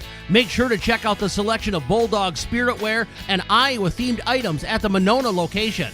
Epic Wear, located in downtown Monona and Waukon. Call 563-539-2300 to place your order today. 27-0, Stars in the lead. It is once again Avery Vasky, an 18-yard run, PAT by Kleinlein, and it's now 27-0 with 9:39 left in our first half. The Stars have 4 touches. They have 4 touchdowns. All of them are from Avery Vasky. Yeah, they have not been stopped on the offensive side yet, so they've caused a couple of turnovers. They're playing well right now, and even special teams, they've had good pursuit, good coverage on special teams so far. So Kleinlein launches it away from the 40-yard line. Back to receive for the Eagles. You have Kregel back there along with Hager again at the 10-yard line. Kleinlein, a high kick, left side. It is picked up by Kregel at the 15-yard line. Brings it right side, now cuts up the middle across the 20, 30-yard line. Nice return by Kregel across the 40, out to the 43-yard line, right along that right hash mark. So a good return. Aldrich makes the stop on special teams. 27-yard return for Seth Kregel. And the Eagles take over 1st and 10 at their own 43-yard line. Yeah, this is their 5th possession, and they haven't gotten things going the way they want. They've had 2 interceptions, 2 punts. Clayton Ridge needs points on the board. I think this is a crucial time in this game. They need to answer this score. This is their best starting field position in this first half. So the Eagles trailing 27-0, still looking to get on track offensively. They have 2 first downs in this opening quarter plus. They'll line up with 4 wide receivers once again, 2 to the right, 2 to the left. And Kregel works from shotgun. 1st and 10, and they are going to run it with Kalker. Kalker steps across the 40, gets out to the 45-yard line. Recker able to tackle him from behind, and he Kleinlein there as well. He gets across the 45, and a positive yard for the Eagles there. Positive first down play, 2nd and 7. Yeah, they need more of that. Right now, offensively, they've got about 20 yards of offense. They just haven't been able to sustain anything. They haven't been able to establish whatever it is they're trying to establish thus far. I think this is that critical time where they need to establish something. 2nd down, 7 yards to go, and Gephardt is to the left of Kregel in the backfield, so you've got a spread situation here for the Eagles, and they're going to run it with Gephardt. He runs right into the heart of the Starmont defense, gets across the 45, only to the 46-yard line, and that's been tough sledding up front as the Stars continue to buckle down up front. Oh, and Recker among the players there, also number 58 as well, Tristan Kruger, gain of a yard, and the Eagles looking at 3rd and long, but 3rd and 6. Yeah, just midfield here. They need to keep this drive going. Try to get that score, but trying to establish the run between the tackles right now, and Starmont doing a nice job of following through them. The Eagles will have to get across midfield inside the 47-yard line for a first down. Mosier spreads out as a receiver near side. Here's that empty, as I say that, Kalker's in the backfield to the left there of Kregel, who gets the snap, quick slant play. It is caught over the middle and completed there but to number 10. And once again, that is Karsten Oberbrockling. Slant over the middle, brings it down to the 46-yard line. 1st and 10 for the Eagles. Again, a quick step drop there by Kregel and a nice fire over the middle. Yeah, he gets that ball gone quickly, and when he knows where he's going with that, and Oberbrockling ran a nice route there, right in the middle of the field. Nice catch, good finish. First down is the important part there. Inside Starmont territory to the 46-yard line. So the Eagles, this was their game plan. They wanted to methodically move down the field, try to keep the ball away from the Starmont offense.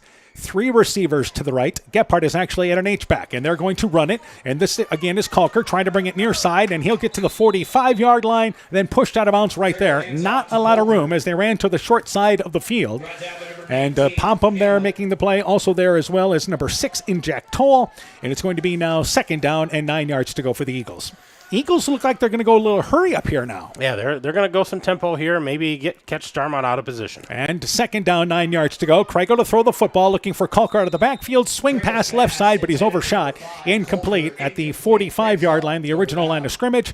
Just a quick swing pass, but they did not connect, and it's 3rd and long for the Eagles. Yeah, third and long behind the sticks. That's not where they want to be. Stars, by the way, have been substituting linemen up front. So their depth, and that's why the Eagles looked to me like they were going hurry up. Yeah, they're trying to keep those extra linemen on the sideline because they've got a lot of guys on the sideline. They're freely substituting in front. So 3rd down, 9 yards to go. The Eagles have to get down to the 35-yard line for first down. 2 receivers to the left, a receiver to the right. And on 3rd down, Kregel to throw the football. Quick play, slant play, but knocked away. Hager, the intended receiver. Outstanding defense there as Dylan Popham able to just reach over top and knocked it away. Clean play by the defensive back for the Stars. And it's 4th down for Clayton Ridge. Well, with Clayton Ridge, you're at midfield here. I think you have to punt this away. But I didn't see the punter go out there, so are they going to try to pick this up? Well, at the 45-yard line, Vasquez going back as if they're going to punt it.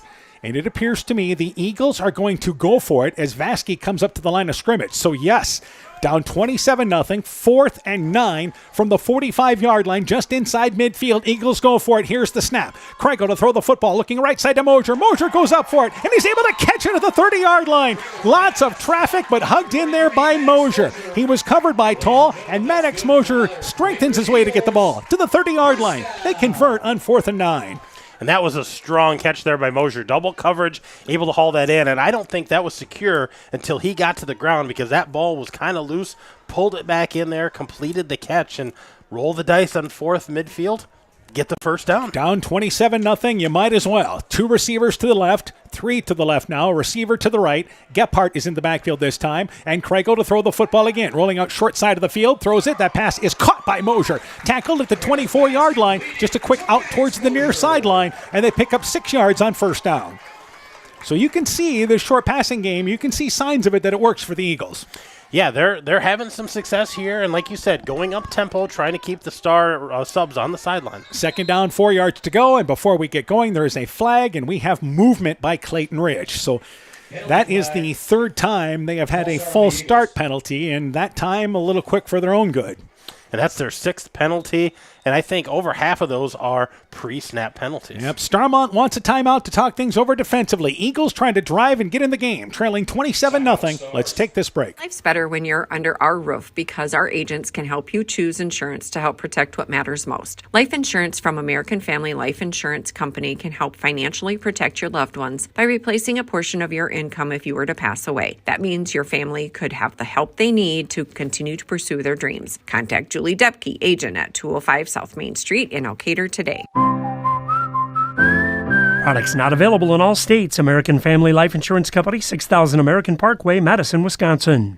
TNT Power Sports sells and services all makes and models of UTVs and ATVs. We have a nice selection of clean used units available along with new units. Contact Brian, Sawyer, or Tracy for your next UTV or ATV purchase. To keep your UTV or ATV in top-notch condition for work or play, schedule your service work with Brian or Nathan by calling 563-245-1100 or stop into TNT Power Sports north of Elkader on Highway 13 for all your sales or service work. Starmont uses their first timeout, leading 27-0, but the Eagles down to the 30-yard line. First down, 10 yards to go. Kregel rolling out, short side of the field, looks over the middle. He's got a receiver, Oberbrockling inside the 10-yard line, and he's tackled just inside the numbers at the 9. Kregel rolling out to the right, had time and fired a strike to Oberbrockling, who brought it over the middle of the field.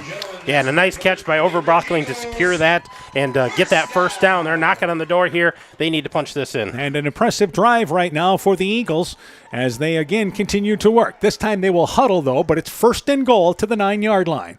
Want to pass along a score? North Lynn leads Postville 35-0 at the half. And also it is North Fayette Valley leading Sumner Fred 22-6 in the second quarter. Eagles down 27-0. They run the football with Gephardt. Gephardt goes to the 5-yard line, and he's tripped up. Leans ahead to the 4-yard line. It's second and goal from the 4. Toll making the stop there defensively from the secondary, and there is a penalty against Clayton Ridge on that play that is going to push him back. Yeah, they're going to get him for a false start here, so that play didn't happen. Back him up those 5 yards.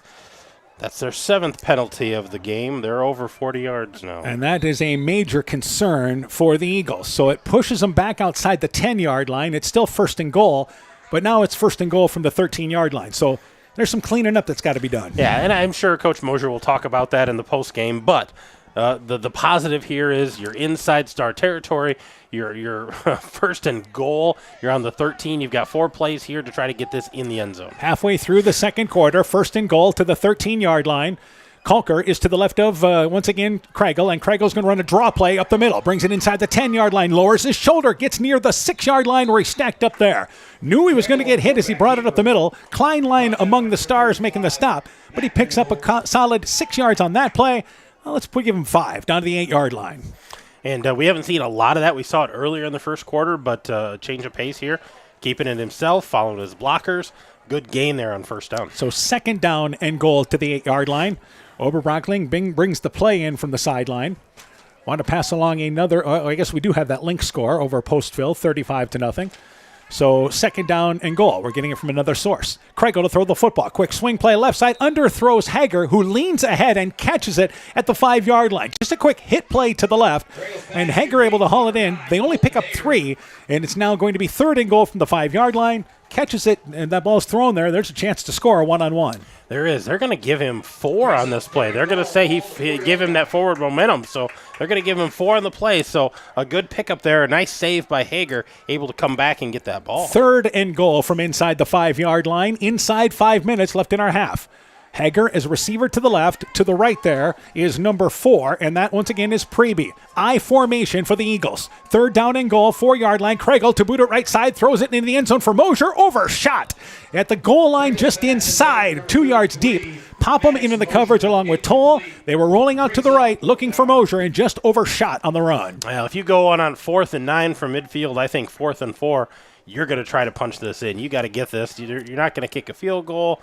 You're going to try to punch in this touchdown here. As they rolled Kregel out near side, it was one-on-one. He had Mosier there. It would have been a one-on-one play. And they've been looking for that all night. They just haven't had it a lot, and they've thrown to him in kind of double coverage, but got what they wanted, not able to get the touchdown. And Kregel sold the fake as he faked the handoff. So 4th and goal for the Eagles.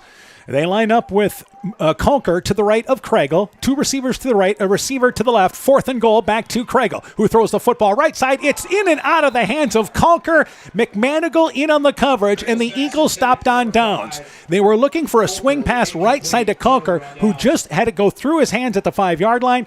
Got to be honest with you, McManigal was chasing on that play and was closing. He was. I don't know if he catches it, if he's got enough quickness to get in there before McManigal closes that gap.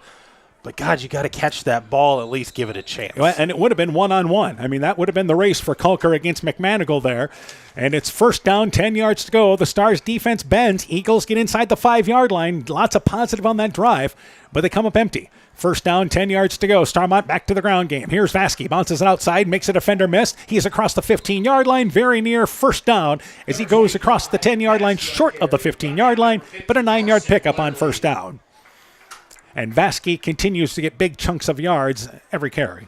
Yeah, that was a good gain from him coming out from the 4. He gets out to about the 12-yard line, so a good 9-yard gain. We approach the 4-minute mark in our first half. North Fayette Valley has scored again.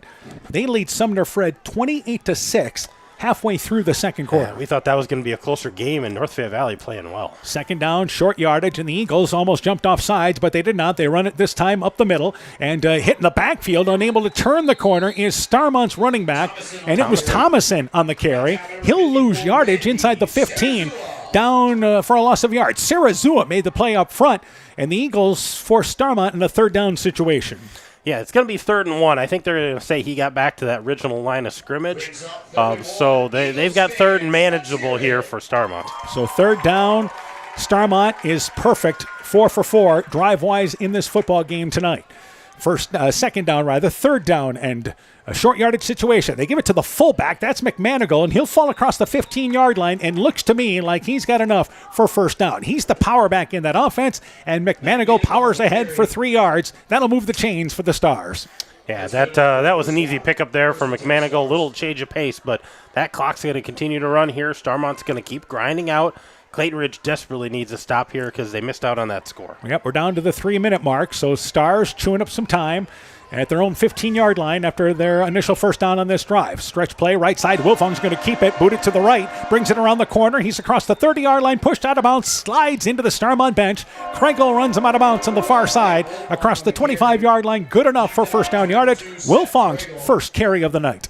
Yeah, his first carry, it was a good one, and I think that was an option play because he had a running back with him, and he turned it upfield. Great gain of about 13 yards. A great read by the quarterback, Wilfong, to realize he had the running room, had the inside there, as Vasky was the trail back on that far side. Clock stops as well, so they're out to the 27-yard line. They continue to operate from the right hash mark. And still 27-0, Starmont in the lead. Power back formation without a receiver here. First down, 10 yards to go. They run it up the middle. It is McManigal hit in the backfield, still trying to spin away, and he'll maybe get back to the line of scrimmage. The Eagles a pretty solid job up front. Number 58, Landon Reimer, one of the linebackers, makes the stop. I'm going to say he loses a yard on that. And it's second down, 11 yards to go. Yeah, good push up front by the Eagles. They've been better here in this drive, taking away the in-between-the-tackle stuff. So second down, 11 yards to go, inside 2.5 in our first half. Again, 27-0, Stars in the lead. McManigal back in at the power back, split backs in the backfield. Second down, 11 yards to go. Right side it is Vasky. He's got a hole across the 30-yard line, 35-yard line outside the hash mark, and he gets to the 36-yard line. Solid gain by Vasky again, 8 yards. Brings it a 3rd and short for Starmont. Yeah, good run there by Vasky to get it out, from that 3rd and long. Now it's going to be 3rd and manageable. And the only concern for Starmont is time continues to tick down on you here. You're going to need a big play at some point. Well, I think that's what they're trying to do here. They're pounding in between the tackles. Clayton Ridge is doing a nice job, but those linebackers are starting to get sucked in. Look for them to bounce to the outside and try to sprint to the corner here. Starmont has 2 timeouts to work with, by the way. Split backs in the backfield. Here's Vasky again. Same play. Between guard and tackle. First down right side. Stops short of the 40-yard line to the 39-yard line. 4-yard gain. His shortest run of the night. But 1st and 10 for the Stars. Yeah, short run, but still positive yardage. Picks up that first down. Clock will wind here once they get it set. Well, we're down to 90 seconds as the clock picks up again once the sticks are moved. And Starmont still huddling. So first down, 10 yards to go. Play brought in from the sideline. and Wilfong having a conversation as they now move Vasky as a receiver out along with Thomason. So 4 wide receivers. Wilfong to throw the football. Rolling right, looking down the middle of the field. He's looking for Vasky. Heavy coverage, and the ball knocked away by Kregel, who got in front as the safety at the 35-yard line in the middle of the field. They went up for the jump ball, knocked away, incomplete. Second down, 10 yards to go. Yeah, the only throws we've really seen Wilfong throw, things downfield, trying to stretch, trying to go over the top, and he's 0 for 4 as far as catches tonight with those long throws. They've kind of gotten away from the run once in a while here on first and long, second long. Yeah, situation now where you're kind of hands forced a little bit with second down, 10 yards to go. 1:03 left in our first half. Back to split backs into backfield. Second down, 10 yards to go. Wilfong to throw the football again. Rolling out left, has time, and he's looking to run the football. 40-yard line, turns the corner, 45-yard line, first down as he steps out of bounds on the near sideline. Very near first down yardage. They say he's just short. Stepped out at the 47. It'll be third down and 1, but the clock stops, and a nice scamper by Wilfong. Yeah, able to get good gains there and get to the sideline, able to tiptoe up that sideline, and then he steps out, and we're going to have a timeout here. Starmont's going to take a timeout. All right, it is their first timeout. The clock was stopped, but they're going to take a timeout to talk things over. 55 seconds left in the half. Stars lead 27-0. Let's take this break. Looking for a hassle-free banking experience this summer? Look no further than People's State Bank. With our mobile check deposit feature, you can bank on the go from anywhere under the sun. Deposit checks using the People's State Bank app and your smartphone's camera. Simply endorse the check with your signature, the words "for mobile deposit only," and your account number. Deposit done in seconds, leaving you with more time to enjoy the sunshine. Experience the freedom of banking at your fingertips with People's State Bank. Download our app today and make this summer one to remember. People's State Bank, member FDIC. Scooter's Coffee in Manchester offers a variety of coffees, smoothies, blenders, and breakfast food products served all day long. Scooter's Coffee offers fast and friendly service, too. In a hurry? Use the Scooter's Coffee app to order, pay, and earn rewards. Simply stop at the drive-thru window and pick up your order. Scooter's Coffee is open Monday through Saturday, 5:30 a.m. till 8 p.m. and Sunday, 6 a.m. till 8 p.m. We look forward to seeing you at Scooter's Coffee in Manchester. Coming up at the half, we'll talk with Clayton Ridge volleyball coach Adam Radcliffe, get an update on how things are going for the Eagles volleyball team. That's coming up at the half. Meanwhile, third down, short yardage. They run it with Vasky, left side, first down, 50-yard line. It's correction McManigal. He's pushed inside the 50-yard line, and the pile pushed ahead to near the 46-yard line. They run the ball with McManigal. It's a 7-yard gain, first and 10 for the Stars. But again, the clock will pick up when we move the chains. Yeah, that was a nice gain there. Again, a change of pace. Nice gain by McManigal to get the first down, but clock is moving again here for the Stars, and they're still huddling. Yeah, they're huddling here, and we're down to 40 seconds, so they're going to have to pick up the pace at the 45-yard line. Without a receiver, 3 in the backfield, and they're going to throw the football with Wilfong. He's looking for Thomason out of the backfield, catches it far side, 45-yard line, makes a defender miss. He's inside the 40, backs his way out of bounds inside the 35-yard line. There is a flag on that far side. Do we have a late hit there? We do. And we absolutely do. Going to move it inside, further inside the 30-yard line. Just a swing pass to the right side. Thomason able to get by his defender and then race down the far sideline to give them a first down, but another 15 yards coming after this penalty. Yeah, Thomason picked up the first down just barely, and then he got pushed after he stepped out of bounds when he was clearly done trying to advance the ball. And what a huge break for the Stars, who had to methodically move the ball down the field, suddenly getting 15 yards on a penalty, and that ends up being a huge play of close to 25 yards. And it stops the clock. Yep. That's the other part that they forget about, is the clock stops, so Starmont can huddle and run a play here again. They still have a timeout. Split backs into backfield. Receiver split left and right. First down, 10 yards to go. Wilfong to throw the football. Left side looking one-on-one for Toll. It's a jump ball. He comes back. Fronted there by Conker. It is incomplete. Conker fronting him. Never turned to defend the ball, but it was thrown a bit short. It is incomplete. Stars wanted a flag. Did not happen. Looking for a hassle-free banking experience I think you this maybe summer? can make Look an no argument further than People's because the State defender Bank. never did turn, With our mobile but check he also deposit. didn't initiate the contact. It was Toll coming back for the ball. So, probably a good no call there on that jump ball pass. Yeah, remember, he's got his right to that possession to try to make a play as anybody else does. So second down, 10 yards to go. Looking for Toll one-on-one. They've got the same setup on the near side. Second and 10, actually, and throwing it over the middle. Slant play. It is caught across the middle of the field at the 10-yard line, dropped at the 12-yard line. I believe that's Thomason who caught it on just a quick in route over the middle. Stars will use their final time out and a timeout taken by Starmont. We'll keep it right here. There is a star player who just made that reception that is slow to get up, and it is number 20, Jace Thomason, and it looks like a right ankle as he hobbles over to the sideline.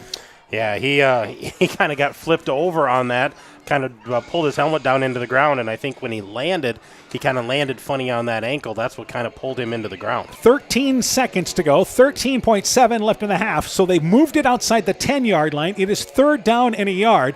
So the Stars in this situation can try to get a first down, but you're really down to you have time for about 2 plays here. Yeah, and if it's a run play, do they have 1 timeout left? No, that was their last timeout. So it's probably not a run play. You probably got to throw it twice and throw it into the end zone. And because if you get a first down here, the clock will stop to set the chains, but it will start once again.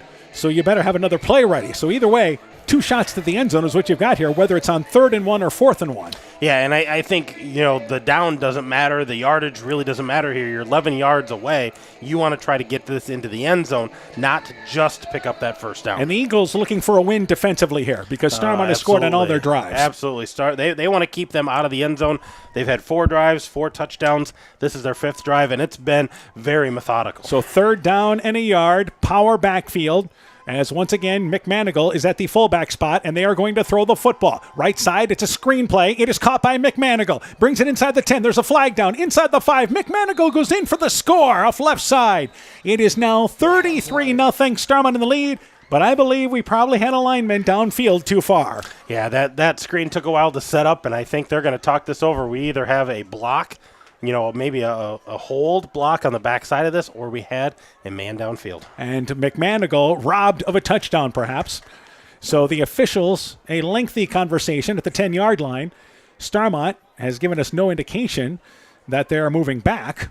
And the official comes over here and says it's a touchdown. And after the play, there's an unsportsmanlike conduct penalty against Starmont. So the touchdown counts. An unsportsmanlike conduct penalty happens against the Stars, and it is now 33-0. Indeed, the Stars in the lead. Yeah, that was kind of strange because I thought that was before the play was over. Yeah. They're going to say it's after the play. I thought the flag was thrown before the play was over. You're correct.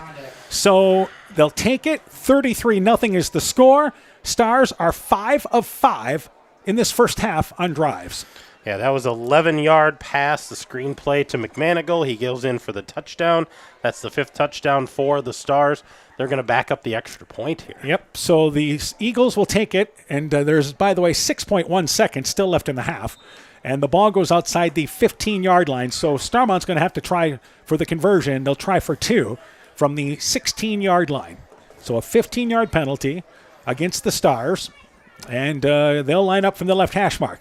See a player coming in late, and that is their center coming in late, so it's good that he's there. They need to snap the football, of course. So on the 2-point conversion, Will Fong rolls out to the left, looking to throw the football. Will Fong now thinks, looks over the middle, looking for a receiver. Toll catches it, coming back, makes the play for the conversion. Comes back there in the middle of the field, catches it, but there's another penalty against Starmont. A block in the back against the Stars, and that will wipe the conversion off the board. Yeah, that'll just say no to the conversion, and I believe we're going to go do the kickoff here. And Coach Mosier wants to know, was it in fact the conversion good? That's what he's curious. So they will take the penalty. If it was no good, then he would have just, again, taken the ball with 6.1 seconds to go. But this is going to put Starmont back a little further. This has not been a clean half for Starmont either. No, it has not. That's going to push them back here closer to midfield for their 2-point conversion again. So they're back to the 35, actually, correction, the 28-yard line is where they go. So the penalty occurred at the 18-yard line. Here's your conversion from now 28 yards away. 2 receivers to the right, a receiver to the left. That is Toll, who just had a nice catch in the end zone, waved off for the conversion. Popham lines up as receiver to the inside. Vasky is spread out as receiver to the right. Here's a conversion, empty backfield. Will Fong to throw the football. He's got time. Will Fong going to step up here, rolls right, throws it as a jump ball, back of the end zone, and it's overshooting Klein line at the back of the end zone in the far pylon right side. Will Fong overshot him, and the conversion fails. 6.1 seconds left in the half. Starmont leads 33-0. Let's take this time out. Northern Country Co-op and Viafield are now Nexus Cooperative, your full-service ag partner, supplying all your agronomy, energy, feed, grain, and lumber needs. Our highly knowledgeable and experienced team utilizes the latest technology in feed manufacturing, agronomy services, precision ag, plant and animal nutrition, energy products, and grain marketing to keep our customers ahead of the rest. Stop in today at any of our 26 locations across northern Iowa and southern Minnesota, or visit us online at nexus.coop. Boisier Lumber Company in Guttenberg and Elkader, your do-it-best rental center, handles Midland garage doors for residential, commercial, and agricultural needs. Midland Steel garage doors provide the best all-around value when appearance, security, durability, and low maintenance are desired. Boisier Lumber and Midland Doors take pride in providing their customers with top-quality products and superb customer service. Contact Boisier Lumber in Guttenberg and Elkader, your do-it-best rental center, for Midland overhead doors sales and service. 6.1 seconds to go in our first half. Starmont leads 33-0. That was, by the way, a 19. Correction there. The touchdown was, once again, McManigal on the screenplay scored the touchdown, and that passing play for McManigal was 11 yards. Yeah, 11-yard pass play for McManigal. The 2-point conversion wasn't good. Then it was good. Then it wasn't good, so we're going to say no. And there was a couple of flags there that kind of delayed things. So perhaps now our final play of the half. Klein line to lunch it away from the 40-yard line. Stars 5 for 5 on scoring drives in this first half. And Klein line from the 40-yard line just squibs it at the middle of the field. It's picked up by the outback Kalker, who falls down, loses the basketball, or the football, I should say. And it's picked up there by number 7, Anthony Sandoval, at the 29-yard line. And we will have one play with 3 seconds left in the half. Let's update you on scores. Waukon leads MFL Marmac 20-0. That is at the half. North Lynn leads Postville 35-0 at the half. North Fayette Valley leads Sumner Fred 35-12 late in the second. Don Bosco leads Central 57-0 at the end of 3.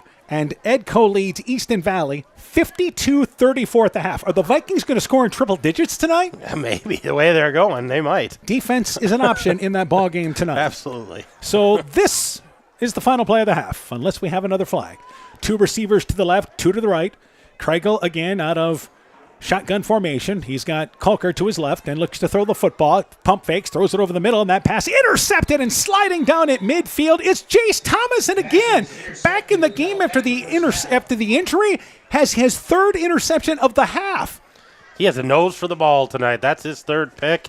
He's having a night. We get to the half, and it is Starmont in control, 35-0. When we return, first half stats and our halftime interview coming up. You're listening to High School Football from KCTN Sports. If you feel lost in the big chain store pharmacies, take the time to stop into Nightingale Drug and visit with us about our services such as one-on-one consulting, free local delivery, competitive pricing with most insurance plans, and Medicare accepted. We'll make the transition quick and easy for you. Come to the people you know and trust. Nightingale Drug and Gift Shop, your small-town, family-friendly business with locations in Guttenberg, Postville, and Waukon. Health Mart, caring for you and about you. Stronger, farther, faster. It all starts with good nutrition. Clayton County Farm Bureau is proud of our livestock farmers who provide high-quality protein needed to fuel our young athletes. The ultimate pre- and post-game fuel-up can be found in meat and dairy foods grown right here. Meat and dairy are natural sources of essential vitamins that support health, energy, and performance. We know our student athletes are the real deal, and Iowa's livestock farmers are committed to helping them reach their goals. To learn more, visit realfarmersrealfoodrealmeat.com. For generations, local farmers have trusted Freedom Bank to provide the financial backing they need to succeed. We have a long tradition of empowering success, and that continues today. We offer competitive financing options at competitive rates, whether for equipment purchases, building construction, land purchases, or operating capital. Visit one of Freedom Bank's experienced ag loan professionals in Elkader, Monona, Postville, and Waukon, or online at freedombnk.com. Member FDIC, Equal Housing Lender. This is Chris Holbert, General Manager of Hall Roberts Son Incorporated in Postville. We would like to wish the area student athletes both a safe and successful sports season. We have been a community-based company since 1864, servicing and supporting the area ag industry with products necessary for daily success. We look forward to continuing to serve and support both the ag industry and high school athletes in our surrounding communities. Thank you and good luck from the families at Hall Roberts Son. Stars Eagles football is brought to you in part by Rivertown Family Dentistry, Dr. Alicia Waukee in Guttenberg, Silver Edge Cooperative in Edgewood, Strawberry Point, and Delhi, Community Insurance with offices in Edgewood and Delhi, Thompson Construction and Monona Overhead Door, Myers Auto Service in Monona, Clayton County Recycling of Monona, Farmers Savings Bank of Colesburg, Elport Garber, Strawberry Point, and Arlington, member FDIC, Culligan Water Conditioning in Elkader, and by Fisk Farm and Home in Monona, Cresco, and Decorah. At the half, Starmont leads Clayton Ridge by a score of 33-0. Our halftime guest tonight, we're joined by Clayton Ridge volleyball coach Adam Radcliffe. Coach, again, I know you guys started this week as far as the season going, but let's talk about first off who's back for Clayton Ridge this year in your team. Yes, we actually have 5 returning players that played a lot of varsity last year. They're back for us. We're really excited about that. We have Amira Millard, who was a first-team all-conference player selection from last year. She's back. And then Lola Reimer, who's also a senior. Those two are both seniors. She was honorable mention last year in the conference. Then there's a few other girls that did a great job last year for us. They're back, but we're kind of using them in some different positions. So it's been a little bit of changes here and there, but they're doing a great job learning new spots, new rotations, and we're trying to build some chemistry at this point. All right, so tell me about those other 3 kids. Yes, we have Alyssa Willie. She's a senior. She's back. Audrey Ostrander played a lot for us last year as well. She's kind of playing in a couple new positions there. And then we also have Ella Oberbrockland, who's a senior that's back and doing a really good job for us. Some new kids joining that group? Yeah, I've been playing Sunny Turner. She's a junior. She's been playing a lot for us. Carly Willie's been playing. Kamaya Millard. So yeah, we've been trying different rotations, seeing who's playing well together, and just really trying to figure out everything before we hit the conference All right, schedule. you guys, as we mentioned, played this week on Tuesday night over at Central, Charles City, Cedar Valley Christian there, right? Yeah, we did get a win that night. We beat Cedar Valley Christian in 2 sets. Played really well and really put the ball down. And then we played Charles City. They're a great team. I think first set was 21-18, so we held our own very, very well. And they are a ranked 4A school or volleyball team, so we were very proud of that first set for sure. So we know we have the potential to beat anybody. All right, let's talk. You mentioned conference coming up there. Who do you see in the conference race this year? Yeah, I don't know. I've been asked it a lot. I don't really know. A lot of people that were, the leaders of teams last year are graduated. So I think everyone's kind of looking to maybe be a dark horse this year in the conference. I don't know if anybody really stands out at this point, to me especially, but I think it's anybody's race at this point, and we would love to be up in that top 3 area and just see what happens throughout the season. It could be a really fun competitive season for absolutely. everybody. Maybe it's a case where somebody has a couple of losses even as the conference champ. Yeah, and we've had seasons like that before too, so you just never know, and that makes it fun and exciting every single night. You're never out of it, and you just keep working hard and trying to be competitive. All right, what's coming up for you guys schedule-wise? Yeah, so next Tuesday we finally let we get our younger girls to get playing. We finally have a JV varsity match down at Starmont, and then that following week will be our homecoming week, and we actually play twice that week, finally starting conference play. We'll have Turkey Valley at home, and then we'll be at MFL. All right, so good way to start conference play. You mentioned homecoming. You're also the athletic director, and you want to talk about that. Yeah, so homecoming is 2 weeks from tonight. The football game is. We actually we have a little homecoming kickoff next Sunday, so that would be the 15th. We have a bunch of activities planned. We have an Ironman volleyball activity planned. So the junior and senior boys will play some volleyball in the gym. Then we'll come here to the football field. We'll have some powder puff football. And then we have the parade and the game Friday. So it'll be really fun and busy and exciting and a lot of school spirit. Yeah. Who do you guys have for homecoming? We actually will play Bellevue here 2 weeks from tonight. So. All right. Looking forward to that. Coach, good luck to you guys in the volleyball season. We look forward to catching up with you. All right. Thanks, Dan. You betcha. Clayton Ridge volleyball coach and along with athletic director Adam Radcliffe, our halftime guest. At the half, 33-0. Starmont in the lead. When we return, first half stats and more. You're listening to high school football from KCTN Sports. When I started out in the car business, my dad gave me some good advice. Hi, it's Forrest Brown with the Brown's family of dealerships. What my dad told me is when you sell someone their first car, you need a good sales department. But if you expect to sell them their second, third, and fourth car, you better have a great service department. Visit any one of the Brown's family of dealerships in Guttenberg, Elkader, West Branch, or Victory Ford in Dyersville and find out why Brown's is your hometown dealer, no matter where your hometown may be.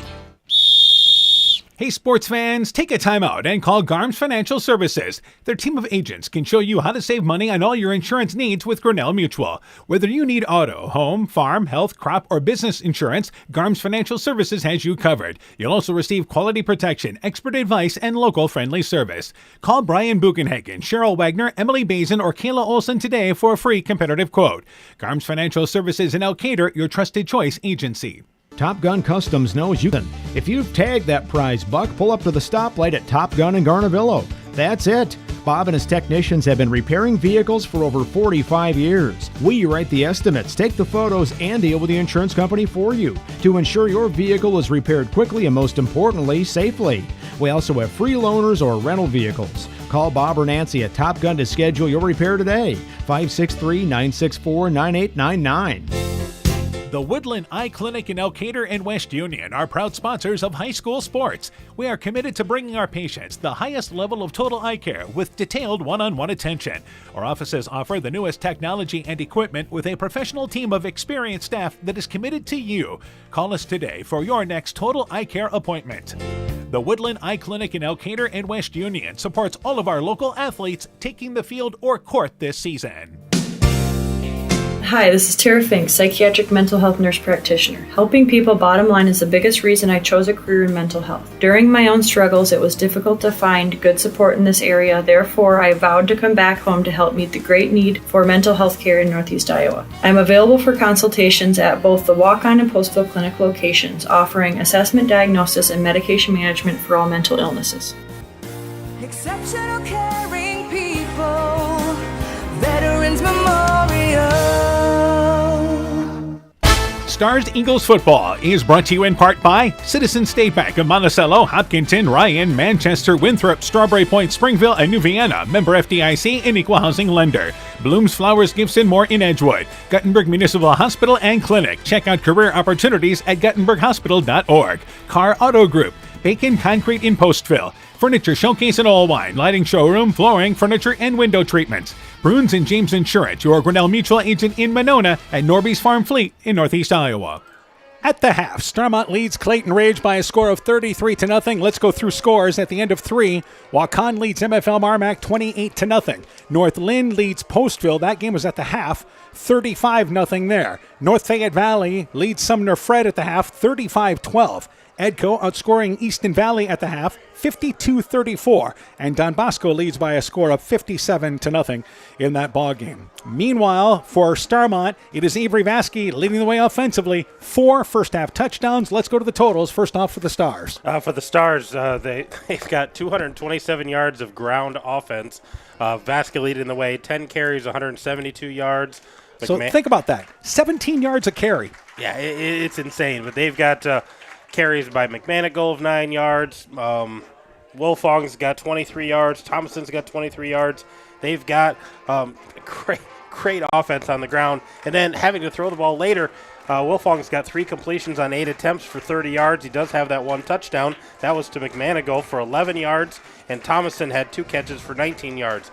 So the Stars have 257 yards of offense here in this first half and 33 points to go with it. And they closed the first half on a drive that ended up going basically 95 yards. Yeah, they marched the length of the field, got the touchdown, and then picked off Clayton Ridge to end the half. And that's 3 first-half interceptions from Jace Thomason, and the Stars have taken advantage of 2 of them. They have. They've scored on every possession.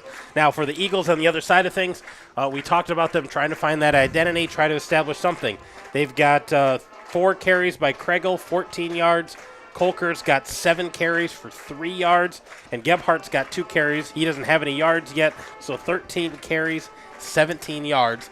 The ground game has been a struggle. The bright spot, a little bit of positivity out of their passing game. Kregel's got 8 completions on 20 attempts, 61 yards. Maddox Mosier's got 2 for 20. Colton Hager's got 1 for 4. Nolan Kolker's got 2 catches for 4 yards. Gebhardt's a catch for 5 yards. And Overbrockling 2 catches for 28 yards. So 61 yards of offense in the air. but those 3 interceptions, as you mentioned, by Thomason, so haven't been able to put it in the end zone. 78 yards of offense for the Eagles in the first half. Yeah, this is a team that, again, offensively trying to figure out what they can do. But at some point, you're going to have to run the football, whether that's Craigle on draws or getting something going in your running game. Yeah, and I think if they can establish that short pass game, maybe that'll help. But they have to be able to do something offensively on the ground. And right now, it's just not there. And Starmont knows it. And I guarantee they're in their halftime talking about we need to clamp down the run even more and make them one-dimensional. Vasquez's 4 touchdowns are 14 yards, 3 yards, a 55-yard run, and an 18-yard run. That last one coming in the second quarter. McManigal closed the scoring there on a screen pass from, once again, Wilfong. So it's 33-0, Starmont in the lead. And by the way, they get the ball to start the half. Yeah, they deferred when they won the toss, so they're going to get the ball to start the second half. They're already out in the field. They're ready to go. We haven't seen Clayton Ridge come out yet. Our officials coming out there, and some of the Clayton Ridge players there must have been playing with the band going into the sideline there for final discussions. So a second half kickoff coming up. Stars lead 33-0. We're at the half. Inspiring changes to a happier, healthier you is what we do at Clayton Drug. We are committed to helping you achieve the highest quality of life possible. We are a full-service pharmacy offering services such as med packing to your home or mail delivery and online prescription refill. We also offer a cash pricing program on name brand and generic prescriptions. Call 563-245-2530 to find out more. Clayton Drug, connecting the communities of Elkader, Strawberry Point, and Sumner to serve us all in between. Hi, this is Cody from Torkelson Motors in Elgin and Waukon. At Torkelson Motors, we believe that student involvement in activities is a great way to help grow our communities, and we are proud to help sponsor this game for your enjoyment. We've been serving Northeast Iowa since 1926 and appreciate the business that our customers have given us and the support they provide to our area schools and communities. So the next time you are in need of a new or used vehicle or a repair, stop into Torkelson Motors. We've been selling cars the old-fashioned way with a friendly smile and a handshake right here next door in Elgin and Waukon. Being good at life means getting your finances together so you can focus on the moments that matter most. With over 175 years of expertise, New York Life Insurance Company provides you with benefits you can enjoy while you're, living. So give your local agents, Andrew Reimer or Troy Springer in both Guttenberg and Monona, a call. You can reach Andy or Troy at 563-252-2471. That's 563-252-2471. They can help you and your family be good at life. At El McKee Clayton REC, we provide more than energy. We also provide ideas to help keep you safe. Electricity can travel down the strings of kites or balloons that contact power lines. Have children use these toys in open areas away from overhead lines. Keep metallic balloons indoors as they are highly conductive. Teach children that if a toy gets into power lines or a substation, they should tell an adult to call the power company. They should not retrieve it themselves. At El McKee Clayton REC, we care about keeping you safe. That's the power of human connections. El McKee Clayton REC, your Touchstone Energy Cooperative. Start Eagles football is brought to you in part by Meyer Collision and Service Center in Guttenberg and Elkader, Edgewood Convalescent Home and Lincolnwood Assisted Living, Northeast Iowa Subdrains in Strawberry Point, J&J Land Solutions in Edgewood, Elkader Chiropractic Center, Dr. Jamie Hammersland, Adverse Weather Insurance, Jim Furman of Volga, your independent crop insurance agent, Innovative Ag Services in Elkader, Monona, and Waukon, the Lowena Savings Bank, and by Rivals Inc., custom gear, screen printing, embroidery, and online shopping at rivalsinc.com. At the half, once again our score, Starmont leads 33-0, couple minutes away from the start of the second half. Let's get caught up to date on those scores once again, in case you missed them earlier.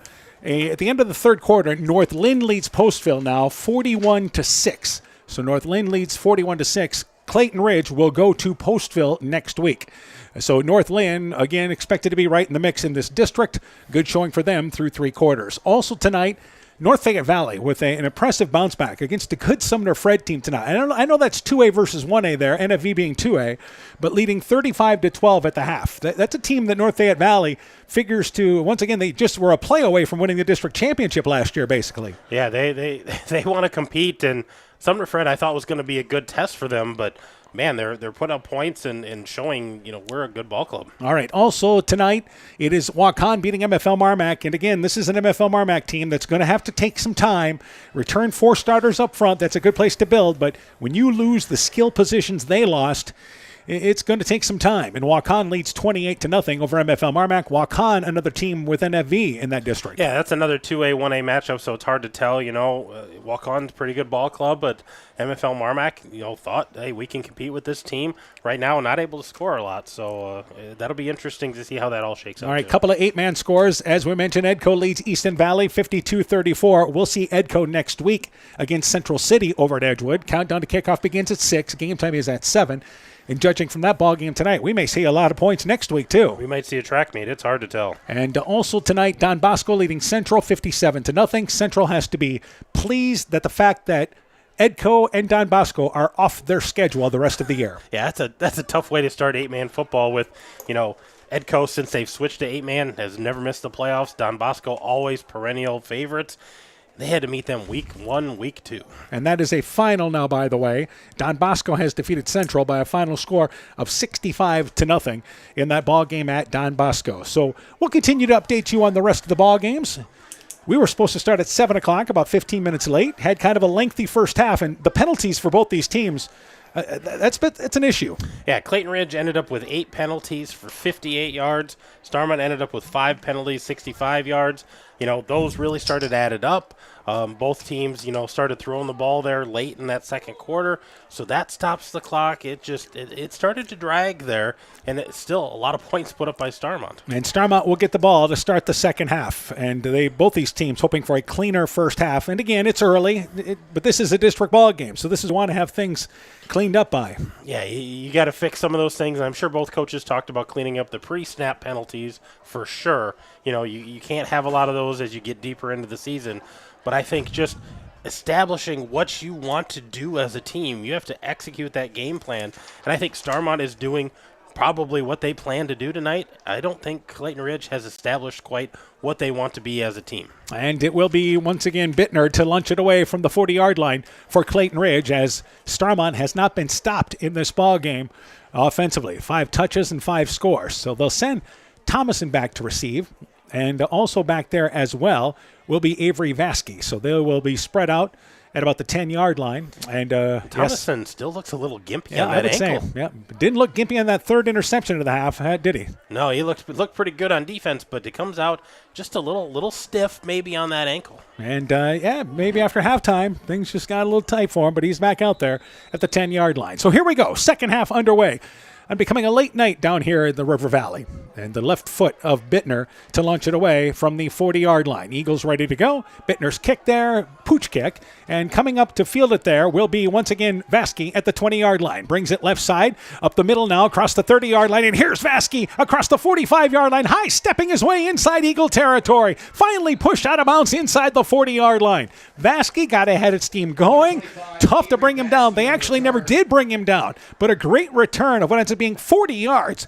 First and 10 for the Stars. They start again inside Eagle territory. Yeah, they've been starting inside Eagle territory, midfield, or better all night long, and that was just a great run. Did you see the patience as he looked for that hole and then just accelerated? With the exception of the drive that started before the half at the end of late in the second quarter that started at their own 5-yard line, Starmont has started the other drives inside Clayton Ridge territory. One other drive they started at the 45.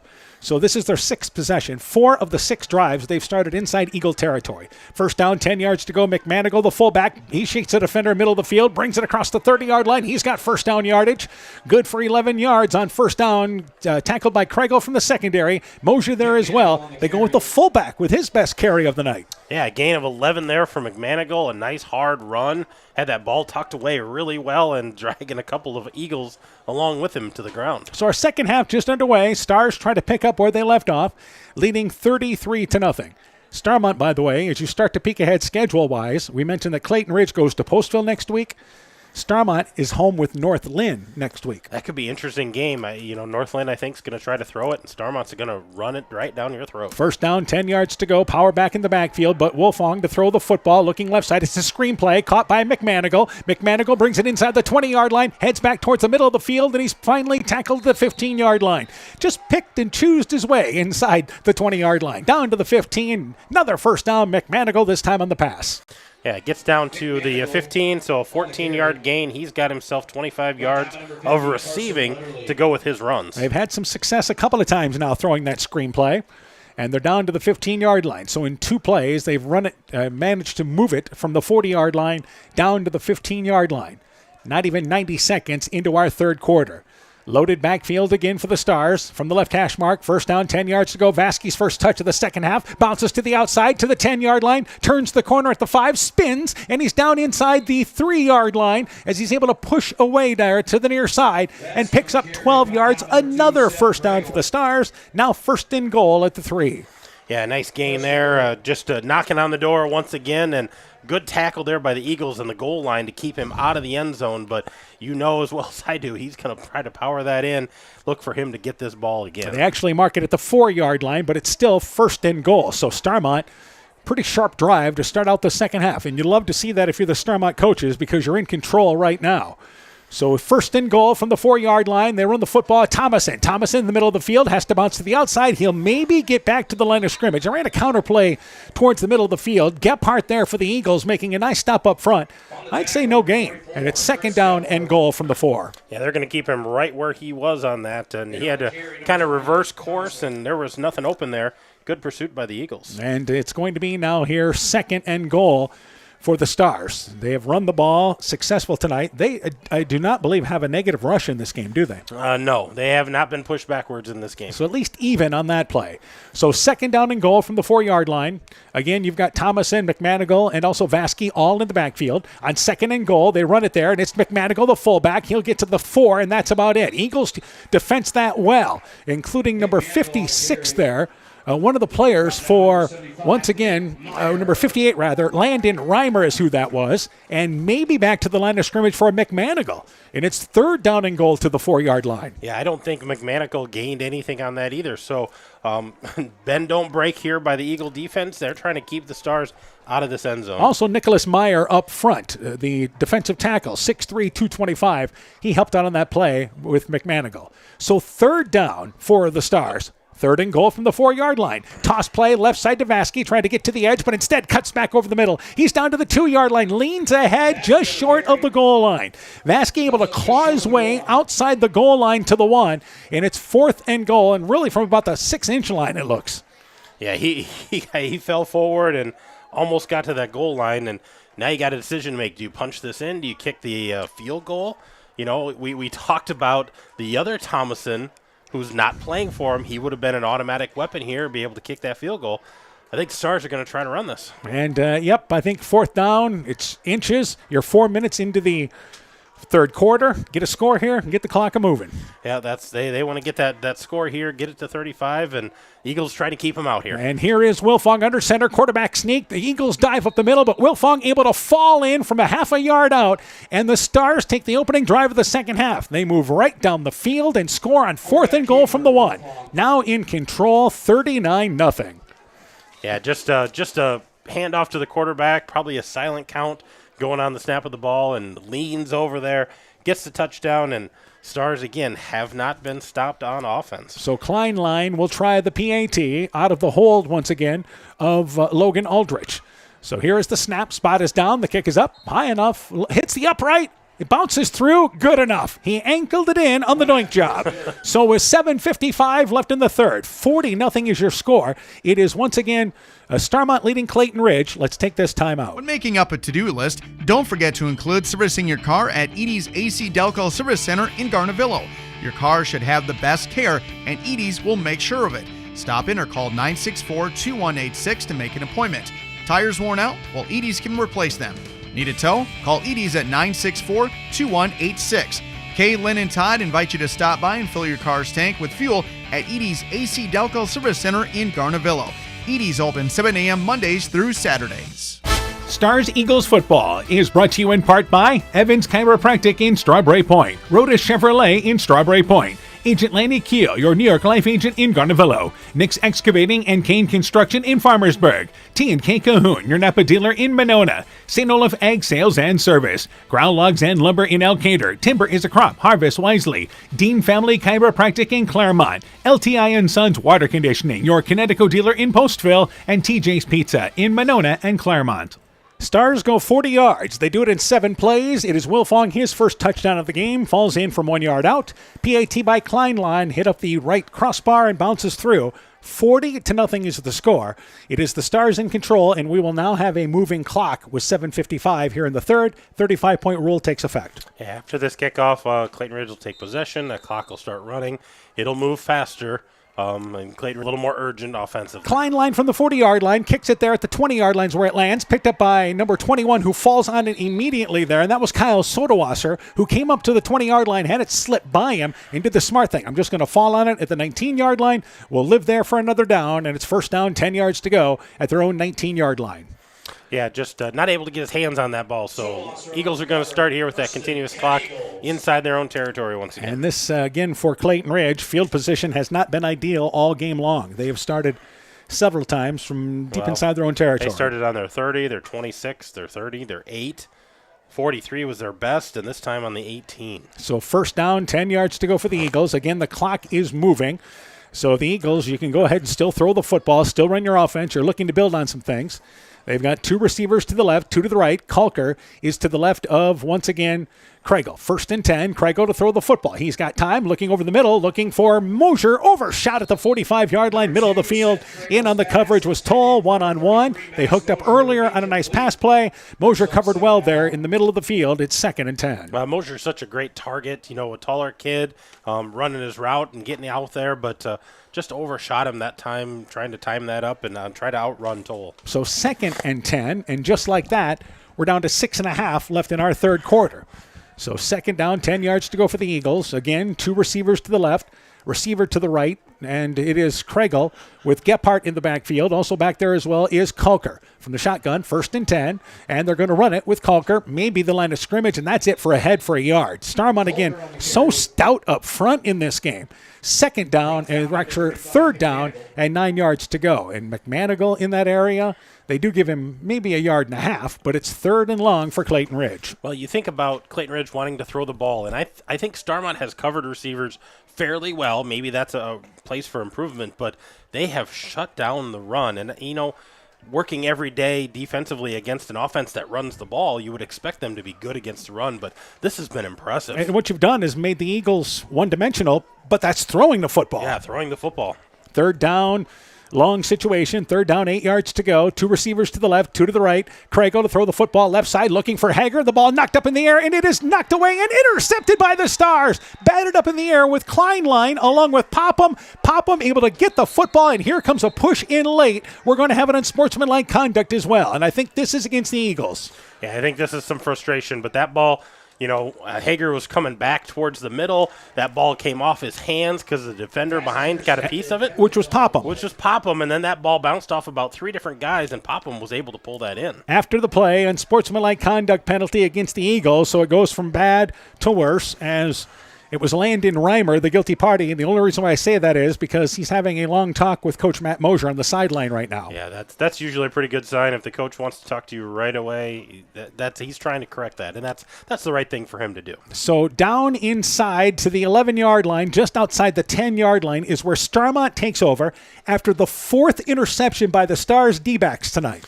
Yeah, that was another great interception. I thought for sure it was going to be Thomason, but Popham got to it first and able to haul that in, and that's the 4th interception thrown by Kriegel tonight. 4th interception by the Stars, and again, great field position on the Eagle 11. Just outside the 10-yard line. Again, power backfield for the Stars. Wilfong still in there operating. And on first down, 10 yards to go, Wilfong goes right side, and it is going to be McManigal this time. Inside the 10-yard line, backs his way to near the 6-yard line. McManigal on the carry, picks up 4 yards, and it's 2nd down and roughly 6 yards to go for the Stars. Already in control, 40-0. Well, and I would guess after this possession, we're going to start seeing a lot of subs on the Starmont side. They've got all their JV guys here tonight because they played some JV ball. We'll see some of them, kind of sub in and expect to see some different guys building that depth. All right, another update. MFL Marmac has scored twice in the 3rd quarter, back within 28-12 against Waukon, but that game now going to the 4th. Meanwhile, 2nd down, 6 yards to go for the Vikings, and they are going to run it left side, and I believe that time it's Popham carrying the ball, maybe down to the 5-yard line. I believe it was number 19 carrying the ball there. So, yes, it is actually, correction, it is Hamlet. Camden Hamlet, it is who that is. So, number 19, Hamlet gets a yard. And the Stars starting to go to their bench here on 3rd and 5 at the now 6-yard line. I was kind of surprised. I figured they'd finish this drive, but starting to get those subs in already. Getting Hamlin in there, getting him a carry. Looks like McManigal back out there again for this one. And one thing, the difference of this Starmont team to last year, not quite the depth. So I think they're going to try to keep guys healthy. But they run it right side. McManigal, who has the ball knocked away, and he falls back on it at the 7-yard line. The ball was knocked away, and I think that's Landon Reimer back in the ball game as McManigal had the ball knocked away, but he recovers it, but it's back at the 8-yard line. And it's now 4th down for the Stars, back to the 8-yard line. Yeah, that's going to go as a loss of 3, and I think he's lucky to get back on that because that ball came stripping right out as he had a full head of steam trying to make that corner. So on 4th down, Stars going to go for it here. And this is where maybe you were thinking, well, let's work on our kicking game a little bit, huh? Yeah, but they're going to try to go for it here, and they can pick up a first down without getting it in the end zone. It'd have to be just inside the 1-yard line. So 4th down for the Stars, and Wilfong to throw the football, rolling out short side of the field, throws it over the middle. That pass caught by Kleinlein on the near side in the back of the end zone. Touchdown, got it. 3:25 left in the third. Another drive for the Stars, finished off with a pass play this time. They lead 46-0. Yeah, nice touchdown pass there by Wilfong, showing patience. He wanted to go to Avery Vasky out of the backfield, but he was double covered, and Kleinlein slipped behind the defense there, back of the end zone. Nice big target, and pulls it in for a touchdown. Wilfong has thrown 2 touchdown passes now, an 11-yard touchdown to McManigal, an 8-yard touchdown there to Kleinlein, and he has also rushed for a touchdown this half. So the Stars to try the PAT as they've scored twice here in the third quarter. Spot is down. Kleinlein's kick. It's high enough. It is long enough and just tucks it over the upright. Just got it over the bottom of the upright just enough. They'll take it. 3:25 left in the third. Stars impressive, 47-0. Alpine Communications believes connected communities become thriving communities. We are the local telephone company that became a 21st century communications provider. Alpine provides internet, television, cellular security, and telephone too. We promise personal, timely, reliable service from people who live here. When you choose us, we all thrive. Connect with Alpine Communications today. Click alpinecom.net or call 563-245-4000. Strawberry Building Supply offers all your building materials for residential and commercial projects. Whether you're building from the ground up, remodeling your home, or a weekend project, we have the materials you'll need. We are an authorized Milwaukee dealer for all your Milwaukee tools. Strawberry Building Supply also has everything you'll need for your pets and livestock. Stop into Strawberry Building Supply today at 413 West Mission Street, Strawberry Point, or call 563-933-4579. 47-0. Starmont leads Clayton Ridge, an 8-yard touchdown pass. Wilfong with Kleinlein. Kleinlein adds the PAT. He is 5 of 6 PAT-wise tonight. And it's 47-0. Stars in the lead here with 3:25 in our third quarter. Kleinlein to lunch it away again from the 40-yard line. Kicks this one towards the Starmont sideline, and it's going to go out of bounds at the 30-yard line.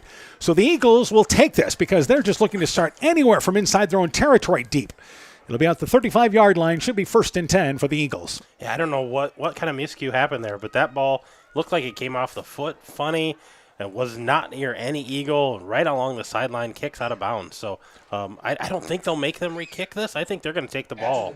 So the officials talking it over at the Clayton Ridge sideline there. And I think the question is what hash mark they want. I think that's what Clayton Ridge is talking there as Coach Mosier comes out the field to meet the official now. And, the ball should be actually the 36-yard line where it went out of bounds at the 31. You got a 5-yard penalty on that. Should move it to the 36-yard line. Is that correct? Yeah, that would be right. They're just going to tack on 5 yards. All right, so let's explain now. They move it actually to the 37-yard line, so it went out of bounds at the 32-yard line. But it's 1st and 10 either way for the Eagles as they look to get their offense on track as they went with an interception on their first drive here of the second half. Yeah, Kleinlein, I recounted. He's missed 2 extra points. Has he? Yeah, he's missed 2. Otherwise, it'd be 49. It'd be 7 scores. I was thinking the other 5 for 7. They failed on a PAT pass. Oh, yeah, that's right. They passed it. Yeah. He's only missed 1. You're All right. So the throw of the football is once again Craig. And that ball intercepted almost on the far sideline. He was looking for Mosier, just a quick out to the side, and jumping the route again was Toll this time. Incomplete, and it's 2nd and 10.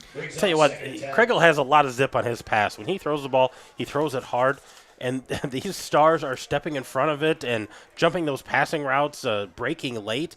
and getting their hands all over the ball. By the way, it was number 8, not number 6. It was number 8, Popham, in on the coverage there, and he knocked that ball away, covered his receiver, and now I believe the Eagles are going to have to take a timeout as they're late getting this play in from the sideline. So 2:50 left in the third.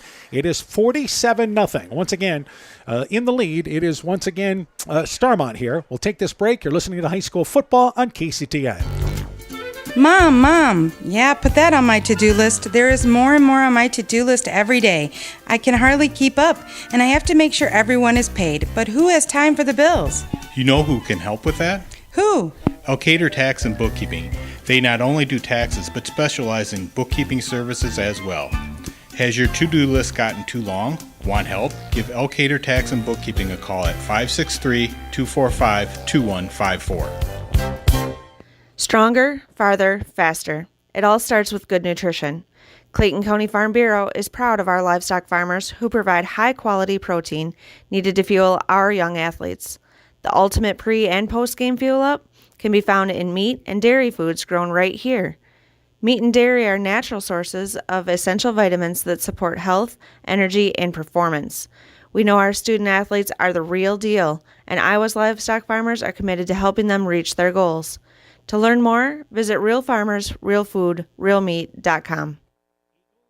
Eagles, after a timeout, set up a screenplay. It is caught left side by Kalker, brings it across the middle of the field, out near midfield on 2nd and 10. They get 11 yards, and it's 1st and 10. McManigal in on the coverage there for Starmont. Eagles taking a timeout, set up a nice screenplay out of it, and it's 1st and 10. A couple of scores to pass along. They've decided to play a little defense down at Easton Valley now in the third quarter, as Edco has outscored Easton Valley 16-0 in the third quarter. They lead 68-34 is the score of that ball game. Also, a final, North Lynn has defeated Postville tonight 54-6, the final score of that ball game. Meanwhile, first down, 10 yards to go here. And at their own 48-yard line, Craigle, right side, it is caught in route there by Kalker. Just a quick curl on the right hash mark, brings it inside the 50-yard line, steps inside Stars territory to the 49, where it's going to be 2nd down and 6 yards to go. Another score, Sumner Fred has returned an interception for a touchdown.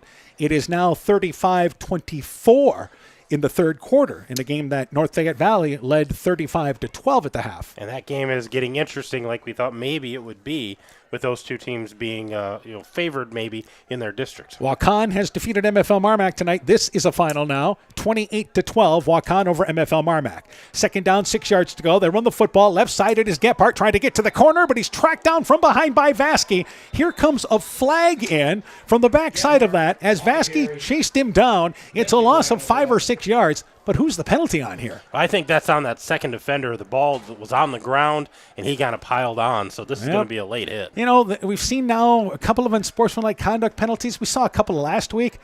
Come on. What are we doing? 15-yard penalty gives the Eagles a first down inside the 40-yard line.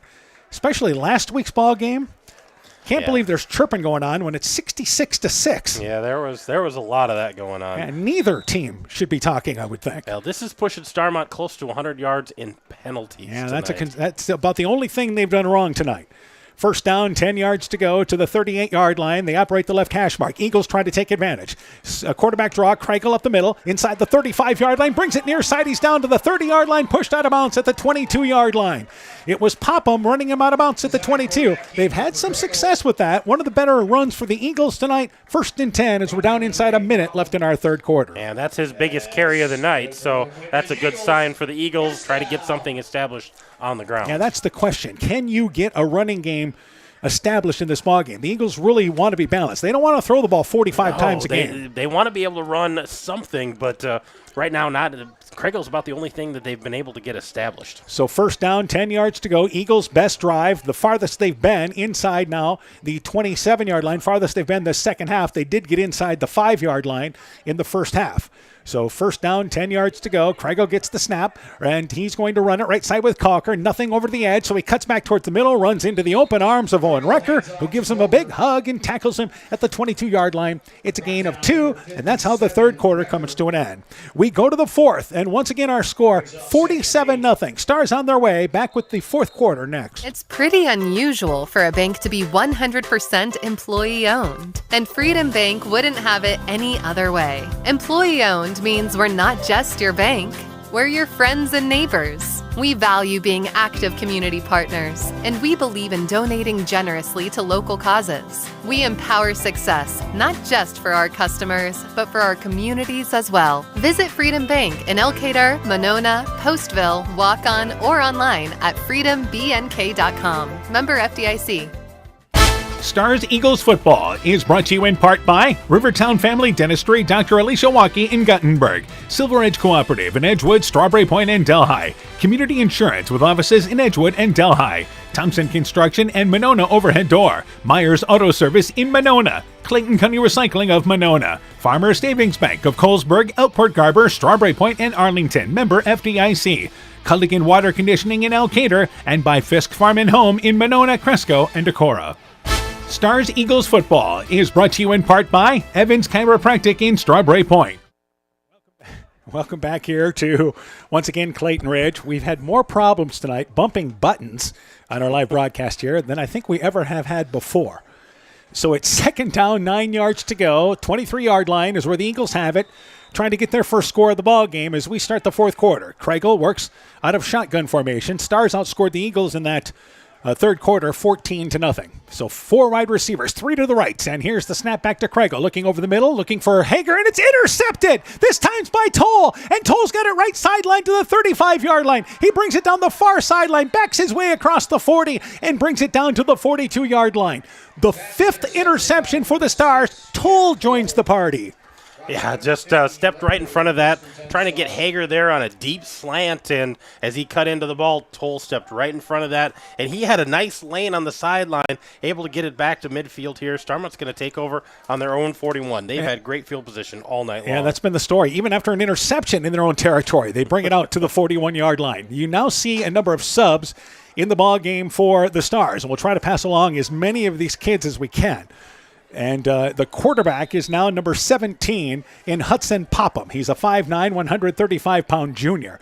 First down, 10 yards to go. They run it right side. It is number 9, Braden Kleinlein. He's a sophomore. Brings it out to the 45-yard line. Kleinlein is a 5'8", 130-pound sophomore. So they played 2 quarters of JV tonight. So these kids are good to play here in this fourth quarter. Yeah, they're going to get a chance to play, and they were impressive in their 2 quarters. They scored 28 points against Clayton Ridge in those 2 quarters. Isn't it amazing how the vibe around Starmont football just changed in the last couple of years? Yeah, that's just a lot of positivity. Second down, 6 yards to go. They run it again. It is Popham, right side, 50-yard line. Nice job blocking up front. He'll bring it smack dab to midfield, short of first down. But it is third down now, and it'll be roughly 2 yards to go. So we've got some subs getting a chance to add onto their totals here. For a lot of these guys, some of this will be their first snap. An Eagle's slow to get up, and that is Gephardt. And Maddox Mosier comes off on the sideline for Clayton Ridge. And they bring in another lineman for him on third down and short. Looks like he's just catching a breather real quick. 2 good carries for Kleinlein. Third down, 2 yards to go. And ball goes back to Kleinlein. And he's got first down yardage. Wrapped up there immediately by the Eagles as he brought it at the right hash mark to the 48-yard line. First and 10, 10.5 and counting with the clock moving in our fourth quarter. Yeah, we were talking about that JV game. They looked so small playing out there, but man, do these guys run hard. They hit hard on both sides of the ball. And again, Starmont looks like they've got a good group of young kids coming up. Yeah, they've got some depth and trying to build a program here. First down, 10 yards to go. And once again, it is Hudson Popham leading him under center. First and 10, toss play, right side, it is Kleinlein. Has to cut back inside. He'll go down to the 45-yard line. Nice rush there. Just a quick toss play to the right side. Couldn't get to the edge, but he's tackled by number 50, and that is Carson Letterly, one of the linebackers making the play for the Eagles. 4-yard pickup. Second down, 6 yards to go. Yeah, another hard run there by Kleinlein, the youngster, and good gain, keeping ahead of the sticks. Getting lots of opportunities here. Receivers split left and right, but I would think for the Stars at this point, maybe you get in a third and long situation, you air it out, otherwise you keep it on the ground. Here's a counterplay left side and nothing doing. The Eagles quick to close that down. They tried to run that ball left side. In on the carry for Starmont was number 24, Aldrich. Aldrich may be forward progress inside the 45, and Gephardt makes the play. It's third down, 6 yards to go for Starmont now. Yeah, I don't think any gain on that play. Maybe a yard on that play. So behind the sticks a little bit here. They're going to have the backup quarterback throw a ball here. I would think maybe you just keep it on the ground here. I would think you'd run the ball. That's what you're good at. I know you want to work on some things, but you're up also 47-0. Third down, 6 yards to go. They are going to boot once again. Pop him out to the right. Throws a screen play completed by Aldrich. He's got the first down, 40-yard line. Brings it down the sideline near side, 30-yard line. Finally tackled to the 25-yard line. Brendan Preby makes the stop down the field, but a well-run screen play. And that you don't mind on 3rd and 6. Yeah, they're running a screen back to the running back there and throws it across the field. And good run by Aldrich, 18-yard gain there. And an Eagle's slow to come up. Looks like he's cramping up. He's got his leg up in the air. So right here on the sideline, we've got a cramping Eagle. And that is Kregel, by the way, Seth Kregel. He was in helping make that play. So they'll stretch him out on the sideline. And, of course, for the Eagles, there's things they want to work on yet. So they're hoping he can return to the field, whether it's on defense or offense. In particular, offenses, they have not been able to get on track. Starmont has not been stopped this entire game. They're down to the 26-yard line with 1st and 10 as we approach the 8-minute mark. Yeah, a lot of subs out on the field here. We'll continue to try to give you names. But you got backup linemen up front. Yeah, they're moving the ball well. First down, 10 yards to go. And here once again is Popham. He's going to keep it right side, goes inside the 15-yard line. He's up the middle. He's down to the 10-yard line, and it's 1st and goal for the Stars. So this group continues to move the ball well. 1st and goal for the Stars inside the 10. Yeah, good carry there. Was out at the 26, so about a 16-yard carry on the keeper for the quarterback. And, again, moving the ball well. These youngsters firing off the ball up front. The linemen doing a good job and following their blocks for these running backs. Some of the linemen up front, number 51, Jacob Harkin. He's a freshman, 5'11", 155. Also there as well is Gabe Augustine, a sophomore, 5'11", 200 pounds. Meanwhile, Popham continues at quarterback, split backs in the backfield, toss play right side. They go to Kleinline, trying to get around right side. Has to cut back between guard and tackle, gets down to the 5-yard line, and it'll be 2nd and goal at the 5-yard line. Try to pass along some more of those guys up front. Number 14, Gavin West, is a wide receiver into the ball game. 5'3", 90 pounds. Yep. 90 pounds. Hey, Starmont will find a way, get him in the weight room. He'll put on some poundage, but he's a young freshman. Young freshman right now. A quick freshman. And also there, number 62 is a lineman up front, and that is Justin Toll. He's a sophomore, 5'9", 180 pounds. So 2nd down and goal from the 5-yard line, right back to Kleinline. Goes right side, stays on his feet, falls in from the goal line, touchdown, got it. It's a 5-yard run off right side, and the backups finish off a drive for the Stars. 53-0, Starmont leads. Yeah, nice, impressive drive there from some of the substitutes and second stringers and backup guys, but they marched down the field, pounded in, and they got to bring the older Kleinline back out to kick the extra point once again. And 5-yard run there as the Stars do it and move the football again impressively. So it is a new kicker in. New kicker. And it's number 50, Derek Farmer. So Farmer gets a try at it. Spot is down, kick is up, it's high enough, it's long enough, hits the upright though and bounces back to the end zone. It fails. Plenty of distance, had plenty of height on it. Just dunked it off the uprights. So we'll be back with the finish after this. 6:47 to go. 53-0. Starmont on their way. This is Chris Holbert, General Manager of Hall Roberts Son Incorporated in Postville. We would like to wish the area student athletes both a safe and successful sports season. We have been a community-based company since 1864, servicing and supporting the area ag industry with products necessary for daily success.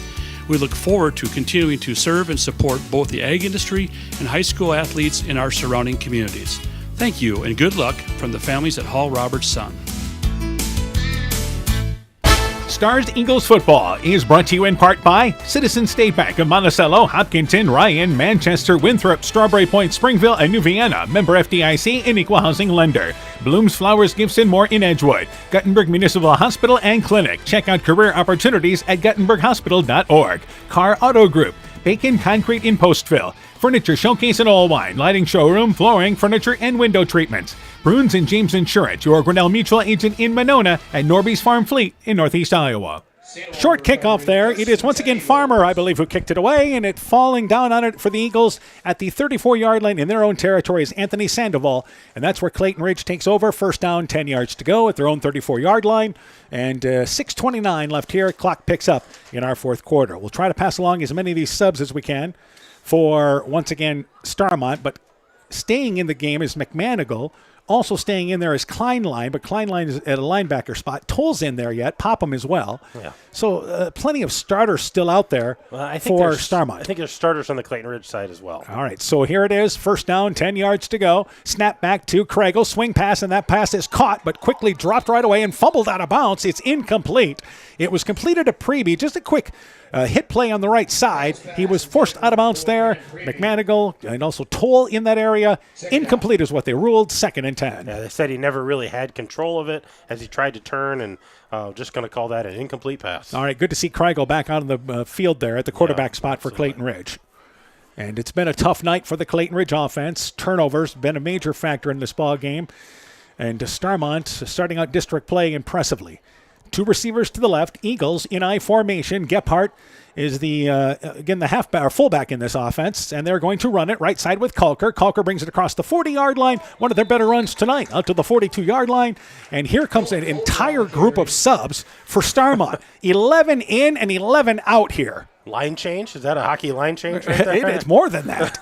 So, and I think the reason why they wanted to do this here is, even though there's not much going on from the other side, but nice round of applause for the starters would have been nice. Yeah. Oh, there we go. There we go. Now they got there. Oh, somebody's listening to us, there we Dan. go. That's good. So 3rd down and a yard to go.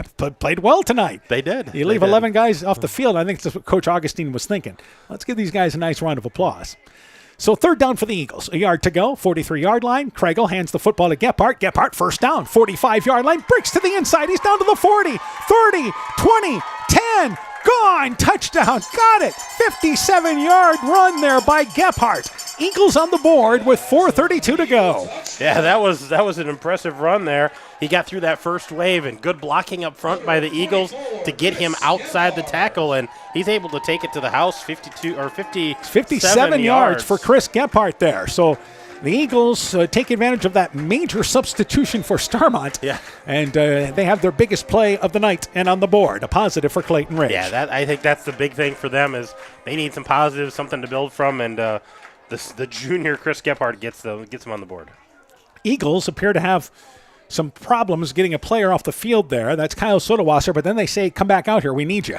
So he's going to head to his position at the end spot. Here's the snap, goes over the head of Craigle. He lost it through his hands. The kicker, Bittner, falls down on it at the 14-yard line. The conversion fails. 4:32 to go. We've got one more break. It's 53-6, Starmont in the lead. When I started out in the car business, my dad gave me some good advice. Hi, it's Forrest Brown with the Brown's family of dealerships. What my dad told me is when you sell someone their first car, you need a good sales department.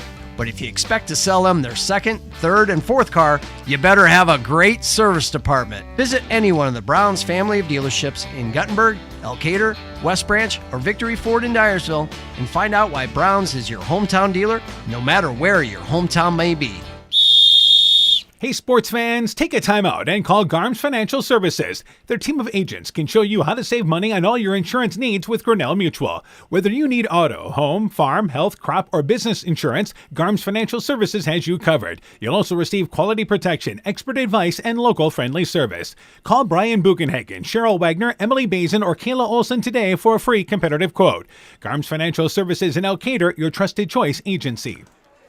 53-6, Starmont on the way. Eagles first score of the night. Gephardt, 57-yard run. PAT fails, and it will be Bittner to launch it away here. Clayton Ridge next week goes to Postville. And again, if you look at this district, that's a big matchup for both those teams next Friday night.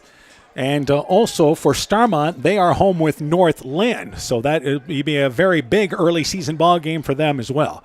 So Bittner from the 40-yard line as the Stars, I believe they still have some regulars in there on their special teams, and it's a high kick that is going to be fielded there at the 20-yard line, and that is going to be Jace Thomason. Brings it up right sideline across the 30, 40-yard line, 45-yard line, inside Eagle territory, and down the far sideline. Inside the 35, they almost take away the official on the outside, but he's pushed out of bounds there by Conker down at the 34-yard line. Nice return by the Eagles, or the Stars, I should say. 1st and 10 inside the 35-yard line. That was Vasky. Yeah, it was Vasky, and I think he was one tackler away from breaking that. Well, and again, the Stars now have their backups on there, but you haven't had much of a chance to practice special teams with your backups. Yeah, that was only the second kickoff by the Eagles tonight. Yeah. They kicked off to start the second half and kicked off after the touchdown. So 1st and 10 for Starmont. Clock is inside 3:45 to go here, so a couple of plays. But if you're these kids from Starmont, you absolutely want to get into the end zone here. And here is the first down play to Popham. Popham's going to direct quarterback sneak it, right side, bootleg, as he brings it inside the 30-yard line, picks up a solid 5 yards on first down, closer to 6. Second down, 4 yards to go. So Starmont and North Lynn, a big matchup next week. And as far as early in the district, North Lynn, an impressive win tonight. Both those teams right in the mix last year with Maquoketa Valley and East Buchanan. I think that kind of sets the tone for who are the haves and the have-nots, and that's a big matchup to say, hey, we're in the hunt for this, and whoever loses that comes out of there going, we got to battle back to get into the district. Yep, then you start to work things against you. Second down, 5 yards to go, we'll call it. Snap back to Popham. He runs it left side. It is again Klein line, right up the middle. Brings it inside the 25-yard line, short of the 25, very near first down yardage. Picks up 4 yards off the right side. And for Clayton Ridge and Postville, one of those teams will feel a whole lot better next week. Yeah, somebody's going to get a win out of that and come out with some positives, hopefully, to build going forward in this district, which is kind of wide open at times. All right, by the way, a final now.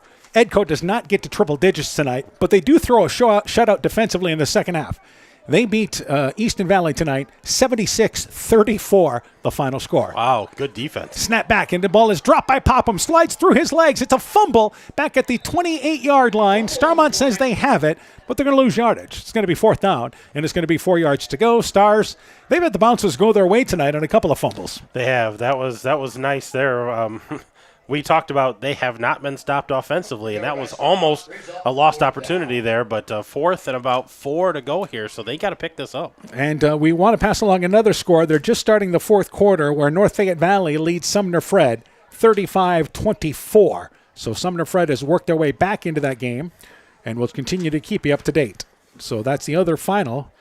That's a 7:30 start, and we started at about 7:15 tonight. So we should get the final before out of here tonight. I would think so. 4th down, 5 yards to go, 90 seconds left in the 4th. Stars obviously going to go for it. Counter play left side, and it is Klein line. Klein line steps inside the 25-yard line. He's got first down to the 22-yard line. The Stars continue to move the ball with this group, and it's 1st and 10. We may just have a couple of snaps, and the game might come to an end.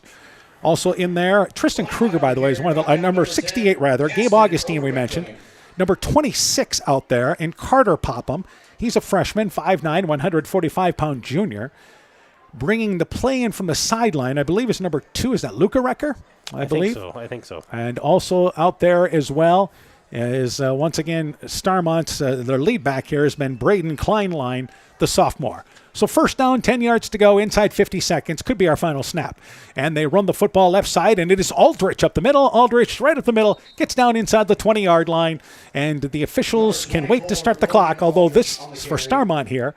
Looks like this team is going to get back into the huddle here. And they're going right up to the line. This group wants another play, don't they? They do. They're going right to the line. They're going to call this play and try to get one more off, maybe 2. They're going to try to. They're going to take a knee. They want to get in the victory formation. Why not? There's the snap back to Popham. Popham takes a knee, and the game comes to an end. Starmont offensively tonight never stopped. Defensively, they were solid for 4 quarters. And the Stars start out the district play with a win. They are convincing in a 53-6 win over Clayton Ridge. With the win, the Stars are 2-0, 1-0 in the district. The Eagles drop to 0-2, 0-1 in the district. We'll take a break. When we return, game stats, coaching interviews, your post-game show is coming up. You're listening to high school football from KCTN Sports. At Top Gun Customs, we know that cars are complicated. We can handle all the complex new features of any vehicle, foreign or domestic. Not only will it look like new, it'll perform like new. At Top Gun, we don't care if it's a 30-point buck or just your neighbor's cat, big or small, we like them all. Top Gun also does fiberglass repairs, boats, motorcycles, guitars, detailing, paint corrections, headlight restoration. There's not much we don't do. Call Bob or Nancy at Top Gun for details and to schedule your repairs today. 563-964-9899.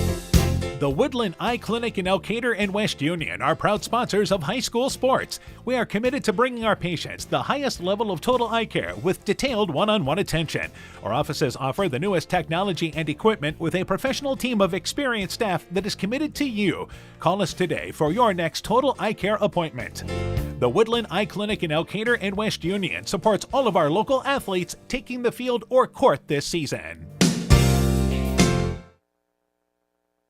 Are you wanting to eat better, feel better, get your weight or other numbers under control, and need someone to hold you accountable? This is Brandy Strube, registered dietitian with Veterans Memorial Hospital. I welcome consultations with patients of all ages and look forward to helping you meet your nutritional goals. Please call the hospital to set up an appointment or ask your doctor for a referral at your next visit. Exceptional caring people, Veterans Memorial. Inspiring changes to a happier, healthier you is what we do at Clayton Drug. We are committed to helping you achieve the highest quality of life possible. We are a full-service pharmacy offering services such as med packing to your home or mail delivery and online prescription refill. We also offer a cash pricing program on name brand and generic prescriptions. Call 563-245-2530 to find out more.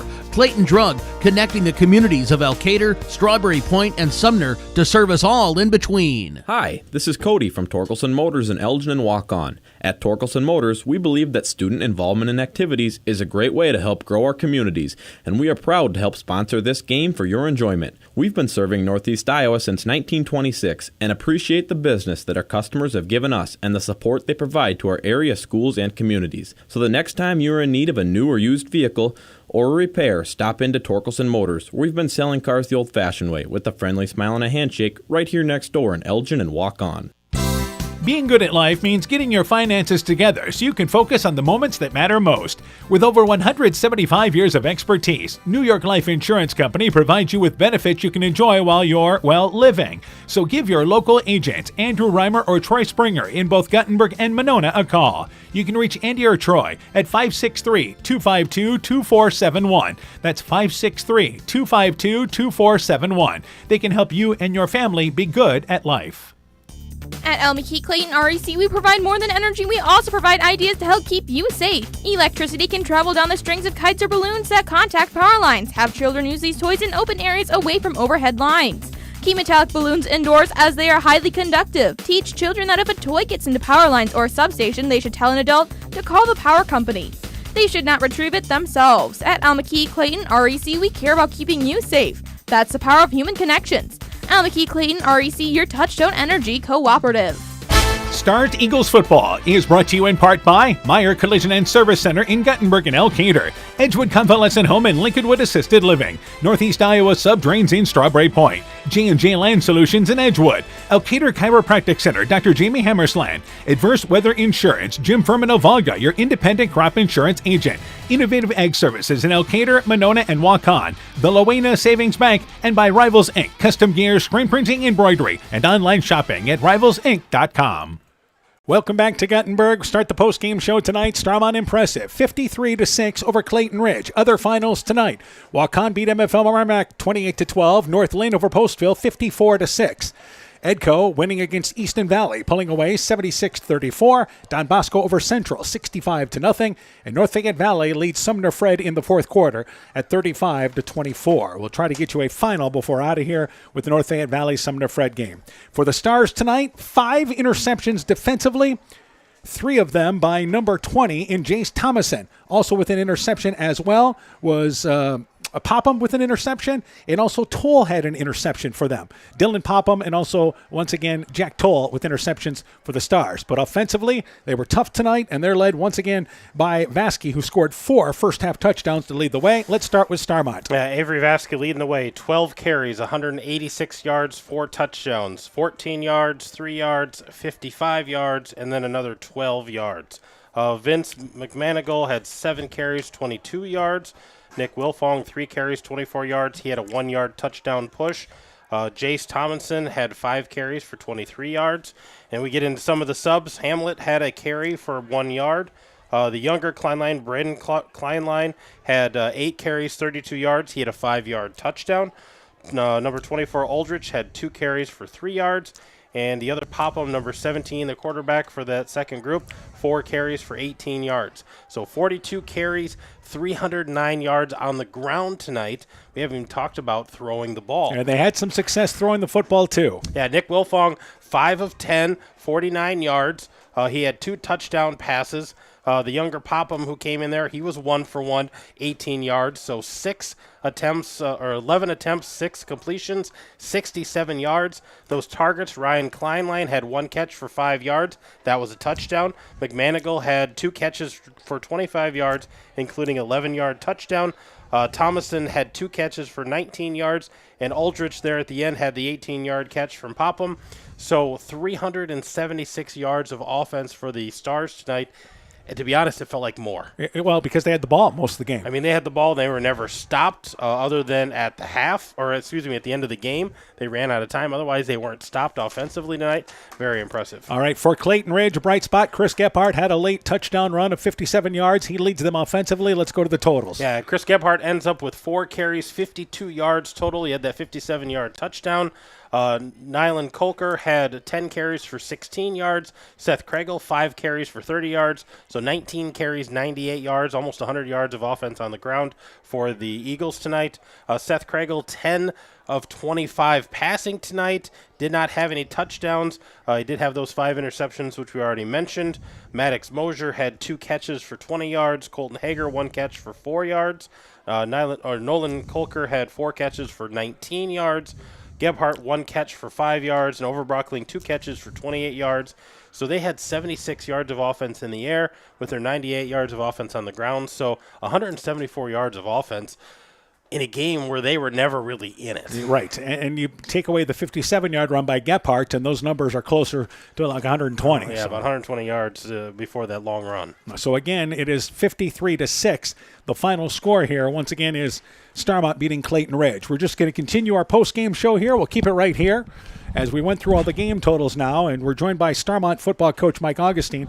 Coach, first off here, obviously, it started early in the ball game. Defensively, 5 interceptions. So let's start with the D-backs tonight, the job they did. Yeah, they did an excellent job. We worked all week on our cover 2 and our man, and staying in our right drops and getting to the depths and reading quarterback, and they did an excellent job tonight. All right, Jace Thomason, 3 of those interceptions, all in the first half. Oh, I know. He's got a nose for the ball, and he's one of our quarterbacks per se back there. Him and Jack Toll are in charge of getting guys lined up, and he makes the reads when we need him to, and he does a great job for us. All right, so that kind of set the tone early in the ball game with your defense. Obviously, an outstanding game for your offense. Never stopped tonight until the game came to an end. Let's start with Avery Vasky. Right away, 4 touchdowns in the first half. Yeah. Avery's running really hard this year. He's finally back 100%. Feels great and wants the ball in his hands. So, in the line up front, I can't talk enough about them.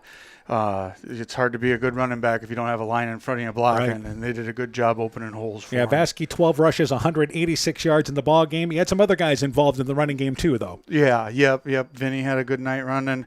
Jace had some nice runs for us. It kind of makes us that more three-dimensional in the backfield other than just keying tailback all the time. And this is a team that's not afraid to throw it. No. We wanted to try to throw some. We knew, coming in we weren't going to abandon our game plan, which is always run to set up the throw.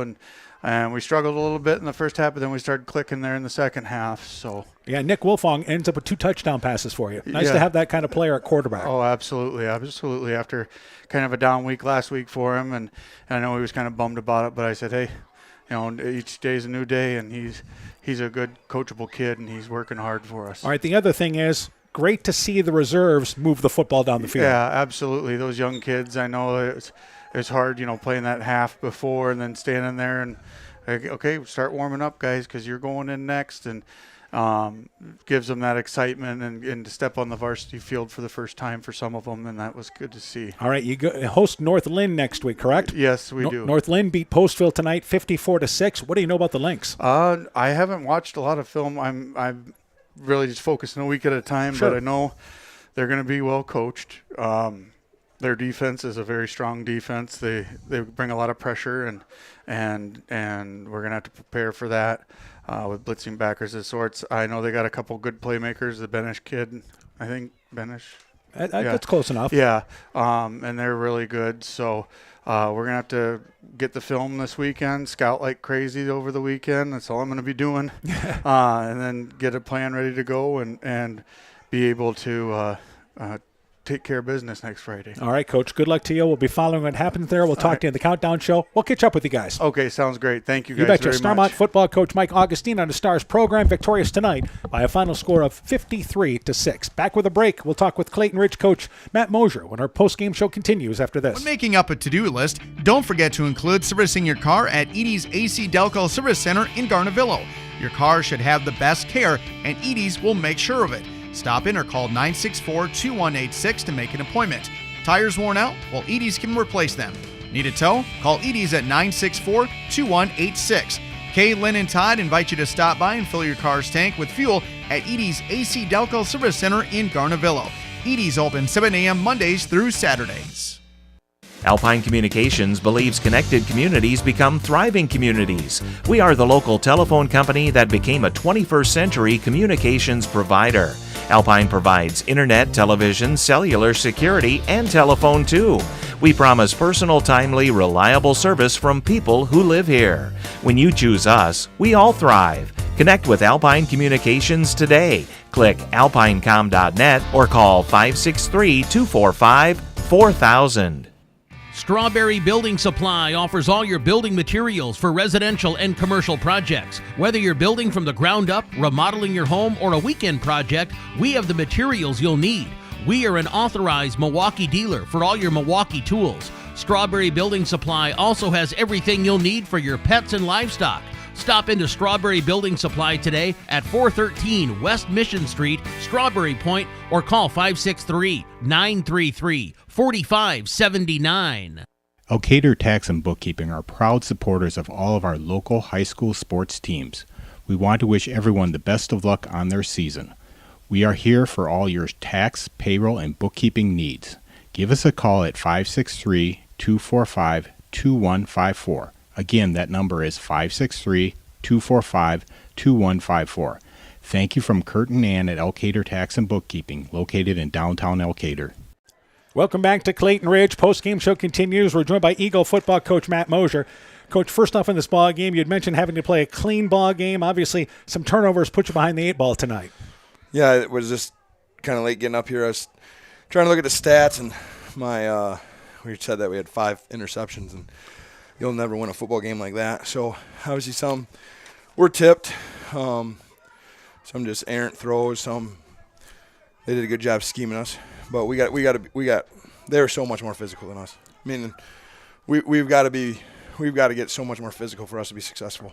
All right, let's talk about still some positive, because I know you've been trying to maybe throw the football to set up the pass.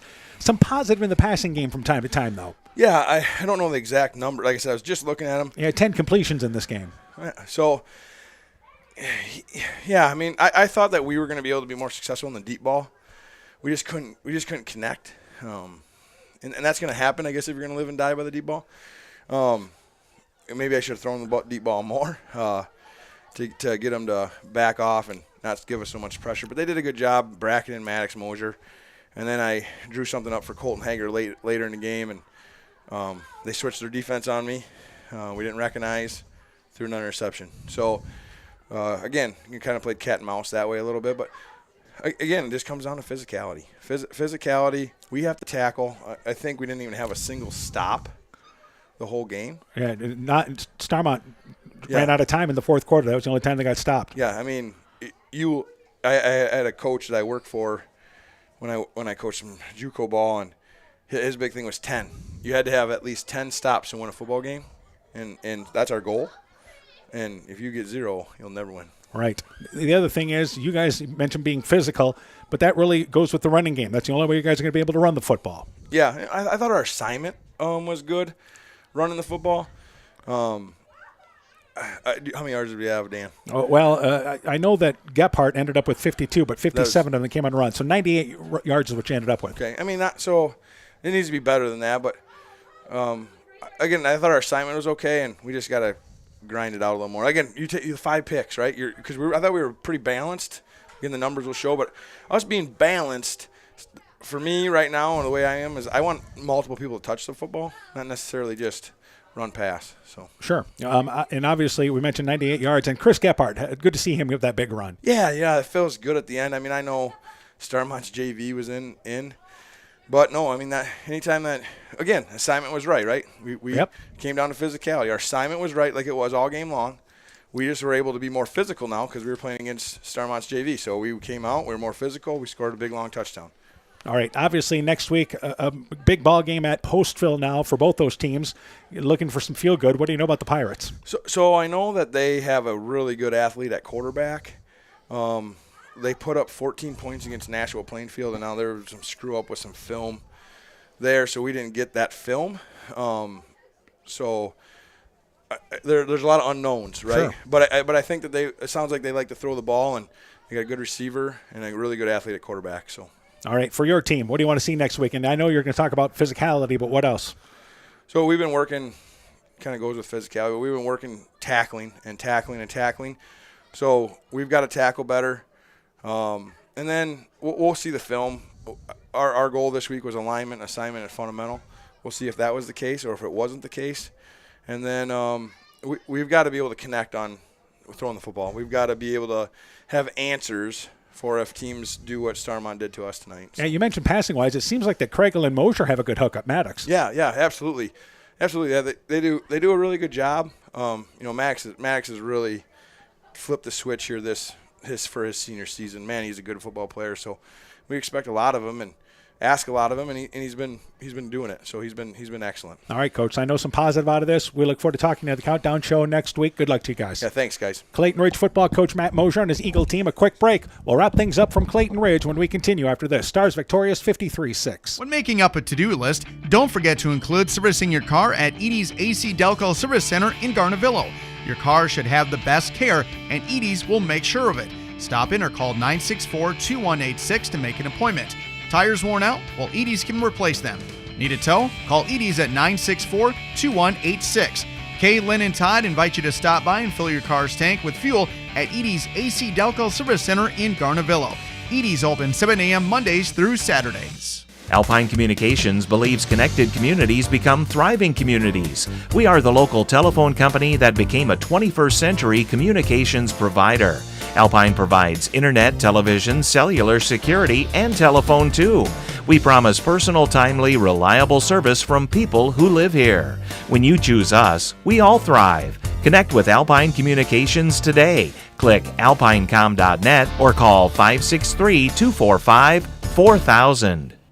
Stars Eagles football is. Welcome back to Clayton Ridge. By the way, we hit an inadvertent button once again. Final score of this ball game: Starmont victorious over Clayton Ridge, 53-6. We have a final now. North Fayette Valley has defeated Sumner Fred, 42-24. So again tonight, Waukon beat MFL Marmac 28-12. North Lynn over Postville, 54-6. North Fayette Valley beating Sumner Fred, 42-24. Edco outscoring Easton Valley, 76-34. Don Bosco over Central. Final score there, 65-0. Stars forced 5 turnovers in this ball game. Offense never stopped. They win 53-6. Let's get your thoughts on the game. Starmont did what we expected Starmont to do, and that's the team that they're going to be. And until somebody stops them, they're just going to continue to run the ball, and it looked impressive top to bottom. Maybe penalties, almost 100 yards in penalties, and we didn't talk to Coach about that, but I'm sure that's something he's going to want to clean up going into next week. If you're Clayton Ridge, you got to build off that last touchdown by Gephardt. You're going into a game with a winnable game with Postville. you got to find an identity. I just don't know if they know who they are. I know who they want to be, but they have to go out and actually execute that and establish who they are, so people have to prepare for them. Right now, they're making them one-dimensional, and they're not being successful. And again, the old saying, the old coaches say, in the passing game, 3 things can happen, and sometimes 2 of them are not good. 2 of them are not good, and we saw a lot of one of those tonight. So again, it is Starmont victorious by a score of 53-6. Stars, again, one of the favorites in the district. If you're Clayton Ridge, you're happy you got that part of your schedule done now here, and see if you can have a say how the rest of the year goes. For Starmont next week, they're home with North Lynn. Big early season matchup. Clayton Ridge, as we mentioned, goes to Postville. Next week will be in Edgewood. It is Edco and Central City, the 8-man game, and a big early season matchup in that 8-man district between 2 teams expected to contend. Yeah, they expect those 2 teams to be in the hunt for that title, and Edco lost to them last year at Central City. They had some injuries in that ball game that were really costly, so looking to capitalize, build, and apparently the offense is working after tonight's score. Maybe the defense in the first half needs some fine-tuning, but I think both of those teams will be ready. Yeah, Edco led tonight at Easton Valley 52-34 at the half, and obviously played quite a bit better in the second half. So our countdown to kickoff next Friday night begins at 6. Game time at 7 o'clock right here on KCTN FM 100. Live video as well on KCTN.com or the KCTN YouTube channel. We'll see you next week. Big game tomorrow, huh? Big game, go Clones, and thanks to who ran our camera tonight? Nathaniel Edward, yes. Great job running the camera tonight. Thanks to Nathaniel. Also, you had to run it for a little stretch. I pretty ran it good for a little job there. stretch. And again, our final score, Starmont 53, Clayton Ridge 6. For Coach Aaron Hammond, I'm Dan Behrens. My thanks once again to Ty Keenan for running our studio show. For a complete recap of tonight's ball game, highlights, scores, and more, go to KCTN.com and click on the Sports tab. This has been a presentation of KCTN FM 100 Sports. Strawberry Building Supply offers all your building materials for residential and commercial projects. Whether you're building from the ground up, remodeling your home, or a weekend project, we have the materials you'll need. We are an authorized Milwaukee dealer for all your Milwaukee tools. Strawberry Building Supply also has everything you'll need for your pets and livestock. Stop into Strawberry Building Supply today at 413 West Mission Street, Strawberry Point, or call 563-933-4579.